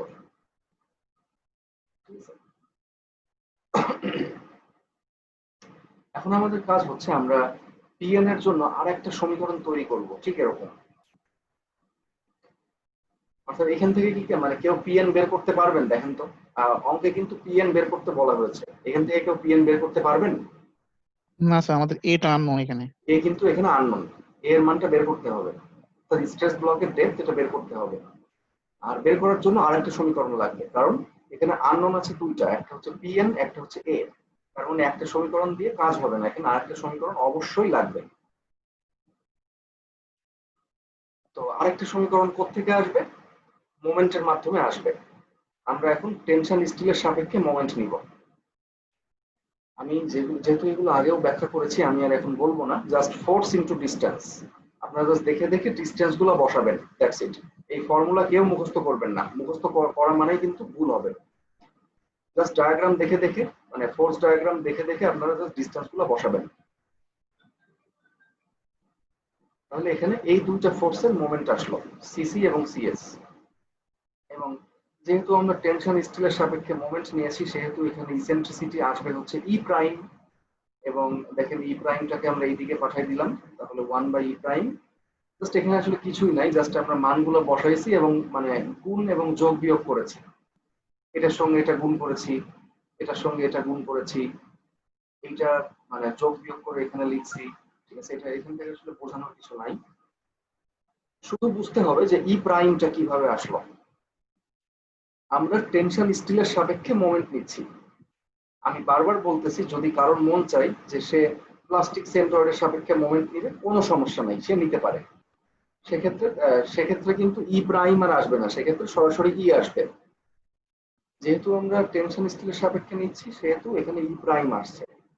আর ই প্রাইমটা হচ্ছে টেনশন স্টিল থেকে একদম মানে ভার্টিক্যাল লোড যে পয়েন্টে আছে, সে এখানে থাক বা এখানে থাক বা এখানে থাক, যেখানেই থাক না কেন, সেই ভার্টিক্যাল লোড থেকে এই টেনশন স্টিলের ডিসটেন্স, এটাই হচ্ছে ই প্রাইম। এখানে হয়তো বা লোডটা ড্র করা নাই, সে কারণে অনেকের হয়তো বুঝতে সমস্যা হতে পারে। এখানে লোড আসলে যে কোনো জায়গায় থাকতে পারে, বুঝতে পারছেন? এখানে লোড সেন্ট্রয়েডের বাইরে এখানেও থাকতে পারে, আবার এখানেও থাকতে পারে, আবার এই বরাবরও থাকতে পারে। তো যাই হোক, তাহলে ই প্রাইম হচ্ছে লোড থেকে এই পর্যন্ত ডিসটেন্স। এবং এই ডিসটেন্সটা আমরা কিভাবে পাবো? এখন অরিজিনাল যে ইসেন্ট্রিসিটি ই, তার সঙ্গে আমরা যোগ করব হচ্ছে 8.5, এখান থেকে এইটুকু, তাহলে আমরা পেয়ে যাব ই প্রাইম। সবসময় তাই, ই প্রাইম হচ্ছে অ্যাকচুয়াল যে ইসেন্ট্রিসিটি ই তার সঙ্গে আমরা যোগ করব হচ্ছে 8.5, অর্থাৎ সেন্ট্রয়েড থেকে টেনশন স্টিলের ডিসটেন্স, সেটা যোগ করলে আমরা পেয়ে যাব ই প্রাইম। ঠিক আছে, আমরা ই প্রাইমের মানটা এখানে বসাই দিলাম। বসানোর পর আমরা আবারও দেখেন ভাগ করছি এখানে। যাই হোক, আমরা ক্যালকুলেশন করার পরে আমরা আরেকটা সমীকরণ পাইলাম এবং এটাকে নাম্বার 2 দিলাম।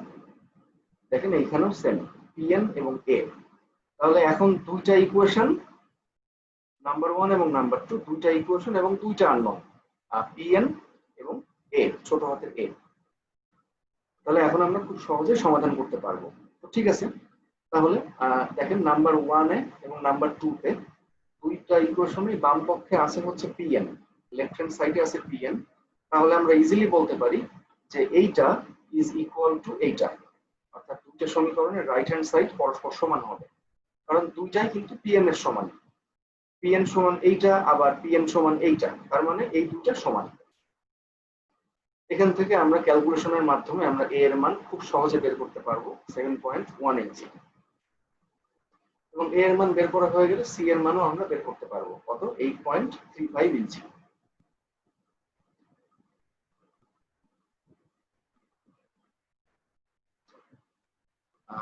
সবাই কি বুঝতে পারতেছেন? জি স্যার। তাহলে আমরা এখানে স্ট্রেস ব্লকের ডেপথ এবং নিউট্রাল অ্যাক্সিসের ডিসটেন্স আমরা বের করলাম। ব্যাস, এখন আর কোনো সমস্যা নেই। এখন আমরা যে কোনো একটা ইকুয়েশনে, ইকুয়েশন 1 বা 2 যেটা আমাদের ইচ্ছা, আমরা যে কোনো একটা সমীকরণে জাস্ট এ এর মানটা আমরা বসাই দিলেই আমরা পেয়ে যাব পিএন এর মান। আমরা যদি ইকুয়েশন 1 এ বসাই তাহলে PN is equal to 47.6 into A, A মানে হচ্ছে এইটা 7.1 মাইনাস 13.6, 13.6 আমরা পেয়ে গেছি। আমরা পেয়ে গেলাম হচ্ছে nominal load capacity. Nominal load capacity কত হবে, 324 কিপস। এটা হচ্ছে আমাদের একটা অ্যান্সার। এবং নমিনাল লোড ক্যাপাসিটি পেয়ে গেলে আসলে মোমেন্ট ক্যাপাসিটি আমরা এমনিতেই পেয়ে যাব, জাস্ট লোডের সঙ্গে আমরা ইসেন্ট্রিসিটি গুণ দিয়ে দিব, লোড ইনটু ইসেন্ট্রিসিটি, তাহলে আমরা পেয়ে যাচ্ছি মোমেন্ট ক্যাপাসিটি। এবং ইসেন্ট্রিসিটি কিন্তু ব্যালান্সড ইসেন্ট্রিসিটি গুণ দিয়ে না, আবার ব্যালান্সড ইসেন্ট্রিসিটি হচ্ছে একটা থিওরিটিক্যাল কনসেপ্ট, একটা মানে তাত্ত্বিক জিনিস, থিওরিটিক্যাল জিনিস। আর এখানে গুণ দিতে মানে হবে হচ্ছে অ্যাকচুয়াল ইসেন্ট্রিসিটি, মানে একটা কলামে আসলে কতটুকু ইসেন্ট্রিসিটি তৈরি হয়েছে সেটা অঙ্কে দেওয়া আছে 20 ইঞ্চি, তাই আমরা অবশ্যই এখানে 20 কে গুণ দিব। তাহলে আমরা নমিনাল মোমেন্ট ক্যাপাসিটি এমএন আমরা পেয়ে গেলাম হচ্ছে, কিপস ইঞ্চিতে রাখলেও হবে, কোনো সমস্যা নাই। জাস্ট মোমেন্টকে সাধারণত আর কি কিপস ইনটু ফিটে লেখা হয়, তো সেই কারণে আমরা 12 দিয়ে ভাগ করে, এটাকে 12 দিয়ে ভাগ করলে আমরা পেয়ে যাচ্ছি কিপস ইনটু ফিট। এটা না করলেও হবে, সমস্যা নেই। তাহলে অ্যান্সার আমরা পিএন এবং এমএন এই দুটো অ্যান্সার আমরা পেয়ে গেলাম। ঠিক আছে, আমরা প্রথম থেকে একটু ওভারভিউ আর কি দিতে চাচ্ছি। প্রথমে আমরা আসি, এখানে একটা কলাম সেকশন দেওয়া ছিল এবং বলা ছিল যে এই সেকশনের লোড ক্যাপাসিটি বের করো যদি ইসেন্ট্রিসিটি হয় 20 ইঞ্চি, আর কিছুই আমরা জানি না। তো ঠিক আছে, প্রথমে আমরা ব্যালান্সড কন্ডিশনের জন্য আমরা আগে কলামটাকে সলিউশন করব। আমরা প্রথমে পিবি বের করব, তারপর হচ্ছে এমবি বের করব, ব্যালান্সড মোমেন্ট, এবং এমবি কে পিবি দিয়ে ভাগ করে আমরা বের করব হচ্ছে ইবি, ব্যালান্সড ইসেন্ট্রিসিটি। এবং যেহেতু আমরা দেখলাম যে এখানে অরিজিনাল ইসেন্ট্রিসিটি মানে অ্যাকচুয়াল ইসেন্ট্রিসিটি ব্যালান্সড ইসেন্ট্রিসিটি থেকে বেশি আসছে, ই গ্রেটার দ্যান ইবি, সে কারণে আমরা মন্তব্য করে দিলাম নিঃসন্দেহে যে এই কলামটা টেনশন ফেইলারের মাধ্যমে ফেল করবে। ব্যাস, তাহলে এখন আমাদের অঙ্ক শুরু হইলো এখান থেকে। ঠিক আছে, ফর টেনশন ফেইলার।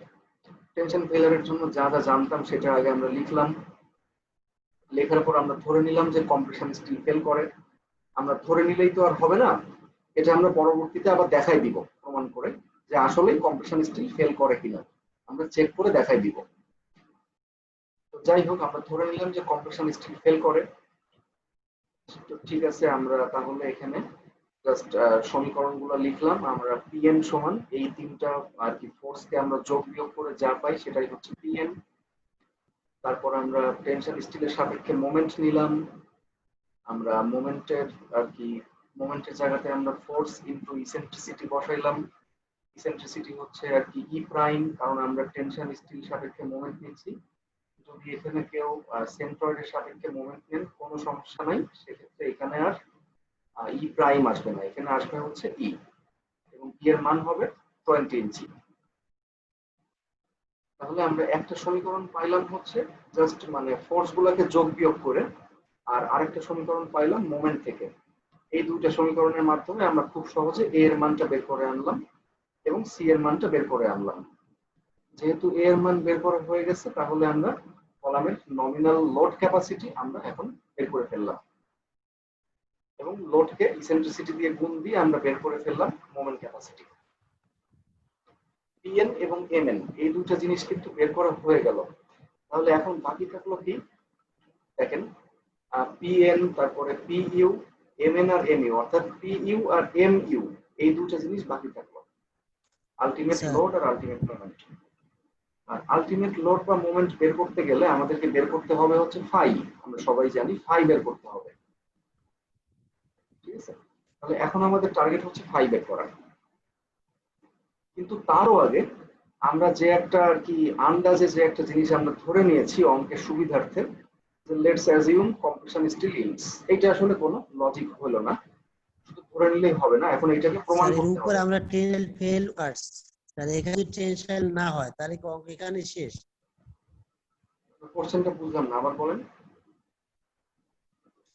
স্যার আমরা ওই যে আপনার ই আর হচ্ছে ইভি স্যার, হ্যাঁ, তার নিচে লিখলাম না sir so tension fail occurs, ওইটা যদি আপনার এটার চেয়ে ইভির চেয়ে ছোট হইতো ই এর মান, তখন কম্প্রেশন ফেইলার জি স্যার অকার্স। উপরটা, হ্যাঁ, তখন কি স্যার ম্যাথ তো এখানে শেষ হয়ে যেত? না, ম্যাথ শেষ হবে কেন, তখন হচ্ছে কম্প্রেশন ফেইলারের জন্য আচ্ছা করতে তখন হইতো কম্প্রেশন ক্যাপাসিটি। ফেল অকার্স এটা হইতো। হ্যাঁ, এটা আর কি মানে টোটালি আর কি ডিফারেন্ট প্রসিডিওর, একদম ভিন্ন একটা প্রসিডিওর, এটা আমি পরবর্তী ক্লাসে দেখাবো, ঠিক আছে? যে কম্প্রেশন ফেইলারের জন্য কিভাবে ক্যাপাসিটি বের করে, এটা আমি পরবর্তী ক্লাসে শুধু একটা অঙ্কই দেখাবো আর কি, ঠিক আছে? আচ্ছা, তাহলে যেটা বলতেছিলাম যে এই যে আমরা একটা জিনিস ধরে নিয়েছি যে কম্প্রেশন স্টিল ফেল করে, এই জিনিসটা এখন প্রমাণ করতে হবে। এই জিনিসটাকে এখন দেখতে হবে যে আসলেই ফেল করে কিনা। যদি ফেল না করে, তার মানে কিন্তু আসলে পুরো অঙ্কটাই আমাদের ভুল, ঠিক আছে? তো আর কি এখন আমরা দেখবো যে check if the compression steel fails বা ইল্ডস। এটা কিভাবে চেক করতে হয় এটা আমি একটু আগে দেখায় আসছি। সিমিলার ট্রায়াঙ্গেল থেকে জাস্ট ইপসাইলন এস প্রাইম এর মানটা বের করতে হয়, তাই এটা আমি আর এখানে বারবার ব্যাখ্যা করব না, এটা আপনারা দেখে নেবেন। সিমিলার ট্রায়াঙ্গেলের মাধ্যমে ইপসাইলন এস প্রাইমটা আর কি বের করা আছে, এখানে দেখে একটু বুঝে নেবেন সবাই। তো ইপসাইলন এস প্রাইম এর মান এখানে আমরা পাইলাম 0.0021। দেখেন এটা কিন্তু 0.00207 থেকে বেশি। যেহেতু আমরা দেখলাম যে কম্প্রেশন স্টিলের স্ট্রেন ইল্ড স্ট্রেন থেকে বেশি আসছে, তার মানে কম্প্রেশন স্টিল অবশ্যই ফেল করে। এখন আমরা আর কি নিশ্চিত হইলাম, ঠিক আছে? তার মানে আমাদের অ্যাজাম্পশন ঠিক ছিল। এখন এখানে বলতে পারেন যে যদি আমরা এখানে আর কি দেখতাম যে ফেল করে না, তখন আমরা কি করতাম, তাই না? যদি ফেল করে না তখন আমরা কি করতাম? তখন আলটিমেটলি পুরো অঙ্কটা আমাদেরকে আবারও মানে রিভাইজ করতে হইতো আর কি। কোন জায়গা থেকে শুরু করতে হইতো বলেন তো? এই যে সিএস থেকে। এখানে আমরা এফ ওয়াই বসাতে পারতাম না, আমাদেরকে বসাইতে হতো এফ এস প্রাইম, ঠিক আছে? এবং এফ এস প্রাইম সমান কি হইতো? E s into epsilon s prime. E s হচ্ছে 29,000 আর ইপসাইলন এস প্রাইম মানে হচ্ছে ইপসাইলন এস প্রাইমটা আমরা এখান থেকে পাইতাম আর কি। এই যে আমরা এখান থেকে পেয়ে যাইতাম ইপসাইলন এস প্রাইম। তো যদি এর থেকে ছোট হইতো, সাপোজ যদি এটা হতো যে 0.0012 বা 0.0018 যদি হইতো, তাহলে কিন্তু আমাদেরকে পুরো অঙ্কটা আবারও আর কি রিভিশন করতে হইতো। রিভিশন মানে হচ্ছে নতুন করে ক্যালকুলেশন গুলাকে আর কি মডিফাই মানে করা লাগতো, কারেকশন করা লাগতো। তো এখানে এরকম হবে না, সমস্যা নেই। সাধারণত এটা ফেল করবে, সাধারণত কম্প্রেশন স্টিলও ফেল করে আর কি। তো এরকম আর কি করা লাগবে না, সমস্যা নেই, ঠিক আছে? ঠিক আছে, তাহলে এখন আমাদের কাজ হচ্ছে ফায়ের মান বের করা। কারণ ফায়ের মান বের করতে পারলে আমরা এই যে নমিনাল লোড, নমিনাল মোমেন্ট, এগুলোকে ফাই দিয়ে গুণ করলে আমরা আলটিমেট লোড মোমেন্ট পেয়ে যাব। ঠিক আছে, তাহলে ফায়ের মান বের করার জন্য সবার কি মনে আছে যে কি মানে আসলে কি জিনিস দরকার হয়? ফায়ের মান বের করতে কি জিনিস লাগে, কি লাগে? আমাদের কার্ডটা লাগবে। কার্ভ লাগবে। গ্রাফ, টি এর মানে মান গ্রাফ লাগবে। তো লাগবে, কিন্তু গ্রাফ থেকে কি বের করতে হবে? আগে দেখতে হবে না যে ইপসাইলন টি এর মান কত? জি স্যার। ইপসাইলন টি এর মানটাকে দেখতে হবে। জি আর স্যার। ইপসাইলন টি মানে হচ্ছে ইপসাইলন এস, এখানে টেনশন স্টিলের আর কি স্ট্রেন। ঠিক আছে, ইপসাইলন এস। তাহলে ইপসাইলন এস বলেন বা ইপসাইলন এস প্রাইম বলেন, যাই বলেন, সবকিছু বের করার সিস্টেম হচ্ছে একটাই, সেটা হচ্ছে সিমিলার ট্রায়াঙ্গেল। এটাই হচ্ছে আমাদের একমাত্র হাতিয়ার। যেমন এখানে ইপসাইলন এস প্রাইম আমরা বের করলাম সিমিলার ট্রায়াঙ্গেলের মাধ্যমে, আমরা এখন ইপসাইলন এস ও বের করবো একইভাবে সিমিলার ট্রায়াঙ্গেলের মাধ্যমে। এটা আমি বারবার বলবো না, জাস্ট আমি একটু বলে দিচ্ছি যে এখানে উপরের ত্রিভুজটা এবং নিচের ত্রিভুজ, মানে স্ট্রেন ডায়াগ্রামের নিউট্রাল অ্যাক্সিস এর উপরের ত্রিভুজ এবং নিচের ত্রিভুজ, এই দুটো ত্রিভুজ একে অপরের সদৃশ বা সিমিলার। সেখান থেকে আমরা এটা লিখতে পারি, এটা সবাই এখান থেকে দেখে নেবেন। ঠিক আছে, একই জিনিস আমি আর বলতেছি না। তো এখান থেকে আমরা দেখলাম যে ইপসাইলন এস বা ইপসাইলন টি একই কথা, এটা হচ্ছে 0.004 ক্যালকুলেশন থেকে আমরা পাইলাম। ঠিক আছে, তাহলে এখন দেখেন যে যদি এটা 0.004ই হয়, তাহলে এখন ফায়ের মান কত হবে?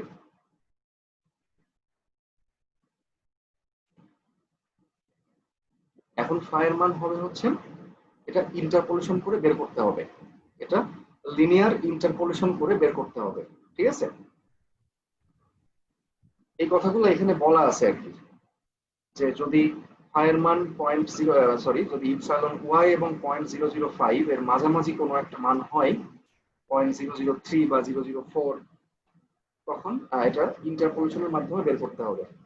এবং ইন্টারপোলেশন কিভাবে করতে হবে সেটা আপনারা 2S ল্যাবে খুব ভালো মতো শিখে আসছেন। ঠিক আছে, কিভাবে করতে হয়? যদি এটা 0.002 হয়, তাহলে 0.002 আর 0.005 অর্থাৎ ডিফারেন্স কত? 0.003।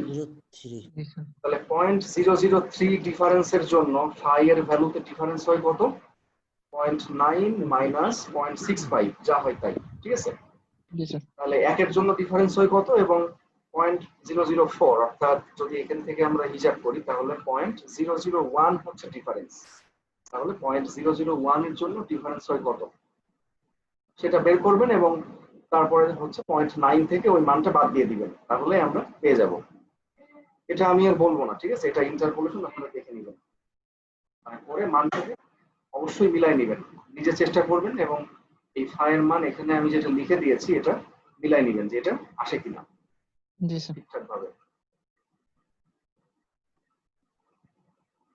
ঠিক আছে, তাহলে আমরা ফায়ের মান পেয়ে গেলাম। এখন আমরা যা আমাদের অঙ্ক আসলে হয়ে গেছে, এখন আমরা নমিনাল মোমেন্টকে ফাই দ্বারা গুণ করে আমরা পেয়ে যাচ্ছি হচ্ছে আলটিমেট মোমেন্ট বা ডিজাইন মোমেন্ট, আর নমিনাল লোডকে আমরা ফাই দ্বারা গুণ করে আমরা পেয়ে যাচ্ছি হচ্ছে আলটিমেট লোড বা design load capacity,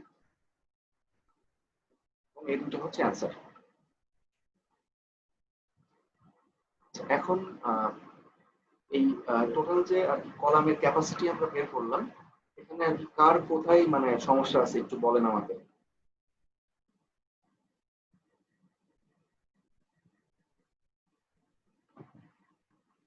sir balance ইসেন্ট্রিসিটিটা একটু বুঝিনি এরকম। ওটা যে কোথায় ব্যালেন্স ইসেন্ট্রিসিটিটা আমরা বের করি না বিয়োগ করে, তো বিয়োগ কেন? ব্যালেন্সড ইসেন্ট্রিসিটি আমরা বের করে আসছি মেলা আগে। হ্যাঁ, এই যে এইটা জি স্যার। ইবি, রাইট। 15 স্যার ইঞ্চি ইবি প্রাইমটাও স্যার একটু ইবি প্রাইমটা হচ্ছে কিছুই না, জাস্ট হচ্ছে মানে, আচ্ছা আমি আর তার আগে বলি, আগে আপনাকে বুঝতে হবে যে হোয়াট ইজ ইবি। ইবি মানে কি?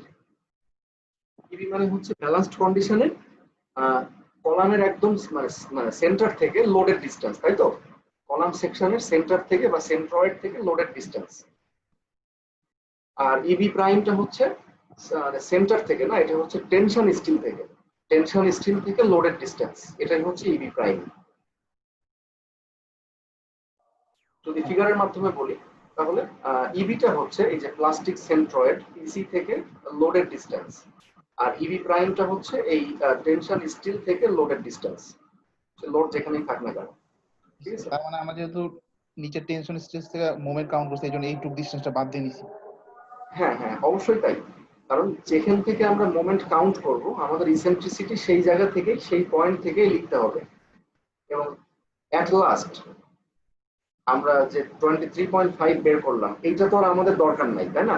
তাহলে এখন আমরা আবারও সেই অরিজিনাল ইসেন্ট্রিসিটি বের করে আনছি, অর্থাৎ আগে এটা বাদ দিয়ে আমরা ব্যালেন্সে চলে অ্যাকচুয়াল ইসেন্ট্রিসিটি, ব্যালেন্সড ইসেন্ট্রিসিটি সেটা আমরা বের করে আনছি 15 ইঞ্চি।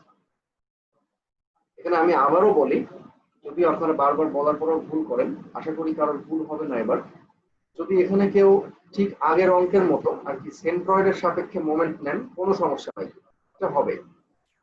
তখন কিন্তু আর এখানে এই ইবি প্রাইম আর মানে লিখতে হবে না, সরাসরি আমরা ইবি লিখবো, তাই না? এবং সেক্ষেত্রে ইবি এর মান সরাসরি 15 ইঞ্চি আসবে। ঠিক আছে, এটা আপনাদের ইচ্ছা আর কি, যার যার ইচ্ছা। আর কারো কোনো কোশ্চেন আছে এখানে? আমরা টেনশন ফেইলারের জন্য প্রথমে ধরে নিলাম যে কম্প্রেশন স্টিলটা ফেল করে, এবং এইটা আমরা পরবর্তীতে প্রমাণও করলাম যে আসলেই ফেল করে বা হিট করে। এরপর হচ্ছে আমরা সিসি, সিএস এবং টি এই তিনটার ফর্মুলা বসালাম এবং তাদের মান বের করলাম, এবং সেইগুলো এই তিনটা ফোর্সকে যোগ বিয়োগ করে আমরা পেয়ে গেলাম হচ্ছে নমিনাল লোড ক্যাপাসিটি। আসলে সেরকম না, আমরা তিনটা লোডকে যোগ বিয়োগ করে আমরা নমিনাল লোড ক্যাপাসিটি পাইলাম, কিন্তু মান পাইলাম না, আমরা পাইলাম হচ্ছে এ এর রেসপেক্টে। সেটাকে আমরা দিলাম হচ্ছে ইকুয়েশন নাম্বার 1, এবং মোমেন্ট নিয়ে আমরা আরেকটা ইকুয়েশন বের করলাম পিএম এর, এবং সেইটাকে দিলাম ইকুয়েশন নাম্বার 2। দুটো ইকুয়েশন থেকে স্ট্রেস ব্লক এর মানটা বের করলাম এবং সি এর মান বের করলাম। এর মান যে কোনো একটা ইকুয়েশনে, এটা 2 নাম্বার সমীকরণে বসালেও হবে, কোনো সমস্যা নাই, বসাই দেখতে পারেন। আমরা পি এর মান পেয়ে গেলাম 324 kilo pound, nominal load capacity বা নমিনাল কম্প্রেসিভ স্ট্রেন্থ। ঠিক আছে, এরপরে আমরা ফায়ার মান বের করলাম। ফায়ার মান বের করার জন্য সিমিলার ট্রায়াঙ্গেল থেকে আমরা ইপসাইলন এস মানে হচ্ছে স্ট্রেন অফ টেনশন স্টিল, আমরা এটা আগে বের করলাম। এরপর গ্রাফ থেকে এবার ইন্টারপোলেশন করে আমরা বের করলাম ফায়ার মান। ঠিক আছে, আর ফায়ার মান দিয়ে আমরা নমিনাল যে লোড মোমেন্ট সেগুলোকে ফাই দিয়ে গুণ করলে আমরা পেয়ে গেলাম আলটিমেট লোড এবং মোমেন্ট বা ডিজাইন লোড এবং মোমেন্ট। এটাই হচ্ছে আমাদের মানে প্রবলেম, ক্যাপাসিটি বের করার প্রসিডিওর হচ্ছে এটাই। এখানে Nielsen 15th addition page number 94, এটা গুগল ক্লাসরুমে আপলোড দেওয়া আছে, এটা অবশ্যই বই থেকে দেখে নেবেন আজকে বা কালকে, গ্রাফটা একটু দেখে নিন সবাই। জি স্যার। আচ্ছা, এখন কারো কোনো মানে কোশ্চেন আছে? আর ফিগারটা কি দেওয়া থাকবে না আমাদের রাখতে হবে? আচ্ছা, হ্যাঁ ভালো কোশ্চেন করেছেন। আনফরচুনেটলি এই ফিগারটা দেওয়া থাকবে না, কারণ এই ফিগারটা এত ইম্পর্টেন্ট যেটা আপনাদেরকে মনে রাখতে হবে যে ইপসাইলন টি যদি 0.002 হয় তাহলে ফায়ের মান হয় 0.65, আর যদি ইপসাইলন টি 0.005 হয় সেক্ষেত্রে ফায়ের মান হবে হচ্ছে 0.9। এবং যদি কোনো একটা মেম্বার আর কি স্পাইরালি রিইনফোর্সড হয়, যেমন সাপোজ স্পাইরাল কলাম, তাই না? অর্থাৎ স্পাইরাল রিইনফোর্সমেন্টের মাধ্যমে তাকে আর কি আবদ্ধ করে রাখা বা কনফাইন করে রাখা, স্পাইরালি রিইনফোর্সড হলে তখন কিন্তু আবার ফায়ার মানের গ্রাফ হবে হচ্ছে এইটা। ঠিক আছে, তো আমাদের এই কলামটা যেহেতু স্পাইরাল কলাম না, তাই আমরা ব্যবহার করতেছি হচ্ছে আদার্স, স্পাইরাল বাদে অন্য যা কিছু আছে তার জন্য এটা।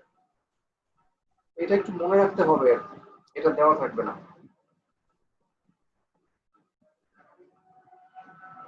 শুধুমাত্র মানে গ্রাফ তো আর মনে রাখার দরকার নেই, তাই না? শুধু এই দুইটা ভ্যালু মনে রাখতে হবে যে 0.002 হইলে 0.65 আর 0.005 হইলে হচ্ছে 0.9, জাস্ট এই দুইটা ভ্যালু।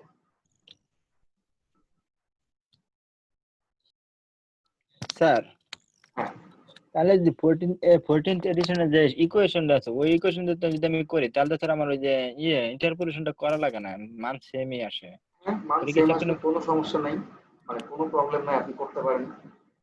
মানে ওইটা হয় কি মানে একটু সময়টা কম লাগে, ওইটা মানে একটা ইকুয়েশন আছে ওইটা। শুনেন, আপনার কি মনে হয় যে এখানে ইন্টারপোলেশন না করে আপনি মান বের করতে পারবেন? ওইখানে যে ইকুয়েশনটা দেওয়া আছে ওই ইকুয়েশন তো ইন্টারপোলেশন থেকেই আসছে। ওই ইকুয়েশনটা ভালো করে একবার দেখেন, ওইটাও কিন্তু ইন্টারপোলেশনের উপর ভিত্তি করেই আর কি ওই হ্যাঁ ইকুয়েশনটা স্যার, বের করা। মানে ওইটা ইন্টারপোলেশন করে সমীকরণটা আর কি দাঁড় করাইছে, ওই ওই পরে আমি যেটি মানটা পাবো ওই মানটা বসায় হ্যাঁ, দিলে আর কি হয়ে যায় আর কি। এটাই। ইটি না, এটা হচ্ছে ইপসাইলন টি। এটা কি হ্যাঁ ইটি এক্সেলেন্ট। বলবেন না কেউ, হ্যাঁ এটা হচ্ছে স্যার স্যার ইপসাইলন। এক্সেলেন্ট। এটা হচ্ছে একটা গ্রিক অ্যালফাবেট, এবং সিগমা বা আর কি ফাই এর মতো একটা মানে মানে বর্ণমালা আর কি, ইপসাইলন। আচ্ছা, জি স্যার। ঠিক আছে। স্যার হ্যাঁ, স্যার ইসেন্ট্রিসিটি যেটা 20 দেখালেন স্যার, এটা স্যার সবসময় দেয়া থাকবে? যদি ইসেন্ট্রিসিটি দেওয়া না থাকে তাহলে তো আপনারা বুঝতেই পারবেন না, তাই না, যে কলামটা আসলে কিভাবে ফেল করবে, বা কলামটাকে আমরা কি আসলে টেনশন ফেইলারের মাধ্যমে অ্যানালাইসিস করব, নাকি কম্প্রেশন ফেইলারের মাধ্যমে অ্যানালাইসিস করব, নাকি ব্যালেন্সড কন্ডিশনটাই হবে, এটা আমরা তো বুঝতেই পারবো না। ইসেন্ট্রিসিটি অবশ্যই দেওয়া থাকবে, ঠিক আছে। এটার মান হয়তো বা 20 থেকে কম বেশি হতে পারে, অবশ্যই হবে কম বেশি, বাট মান অবশ্যই দেওয়া থাকবে, না হলে আমরা বুঝতে পারবো না। আর যদি ইসেন্ট্রিসিটি দেওয়া না থাকে তাহলে এখানে বলা থাকবে যে যে ব্যালেন্সড কন্ডিশনের জন্য বের করো, তাই না, মানে লোড ক্যাপাসিটি বের করো। যেমন ব্যালেন্সড কন্ডিশনের ক্ষেত্রে কিন্তু ইসেন্ট্রিসিটি দেওয়া ছিল না, ওই ক্ষেত্রে আসলে দরকার ছিল না আমাদের।